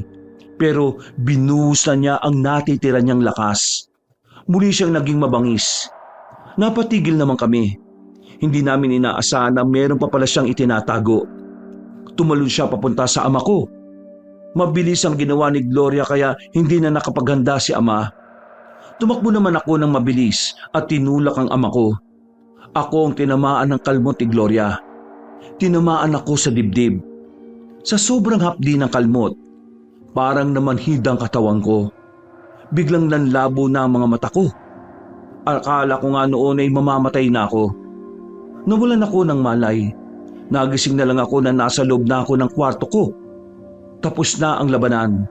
At ayon sa kanila, nagawa nilang talunin ng mga aswang. Diyos ko, buti naman gising ka na.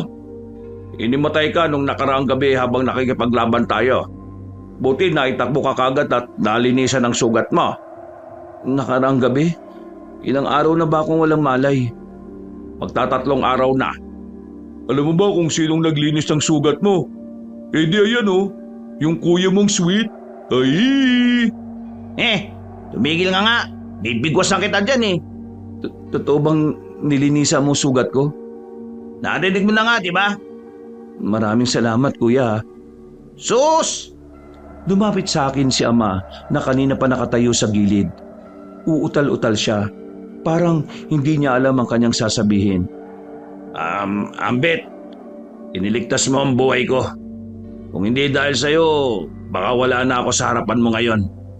Nakakaya kasi wala naman akong ginawang kabutihan sa'yo pero mas pinahalagaan mo ang buhay ko kaysa sa buhay mo. Nagkamali ako ng trato sa'yo. Hindi kita dapat itinuring na ibang tao dahil lang kapos ka sa lakas. Anak, patawarin mo ako. Ngayon naiintindihan ko ang mga bagay-bagay. Ngayon alam ko na kung ano ang mas mahalaga sa akin. Nagkausap na kami ng ama mo, Ambet. Nagkasundo na kami. Ewan ko na lang dito kung hindi pa ito lumambot eh. Masaya akong malaman yan, ama. Ayoko nang isipin pa yung nakaraan. Mas gusto ko na lang isipin kung ano yung magiging samahan natin sa bagong kabanata ng buhay natin. Kuya Jano, sabik na akong maging ganap na magkapatid tayo. Patawad din sa lahat ng mga ginawa ko sa iyo ah. Masyado akong nilamon ng ideya na dapat palagi akong malakas. Wala na yun sa akin, kuya. Kahit na kailan naman, itinuring ko pa rin kayong pamilya. Uy, paano to? Total bati-bati na lahat. Eh di, inuman na tayo. Nagtawanan na lang kami nung mga sandaling yon, Kabanong. Masaya ako noon dahil hindi ko kasi inakala na darating ang araw na mabubuo kami ulit. Isang malaking himala kasi yun para sa akin. Samantala, wala na rin kaming nahanap pa na aswang sa mga sumunod na araw. Naibalik na rin ang mga babaeng bihag ng mga aswang kabilang na si Sarah. Muli, naging payapa na ang aming lugar at wala nang banta ng mga mababangis na nilalang.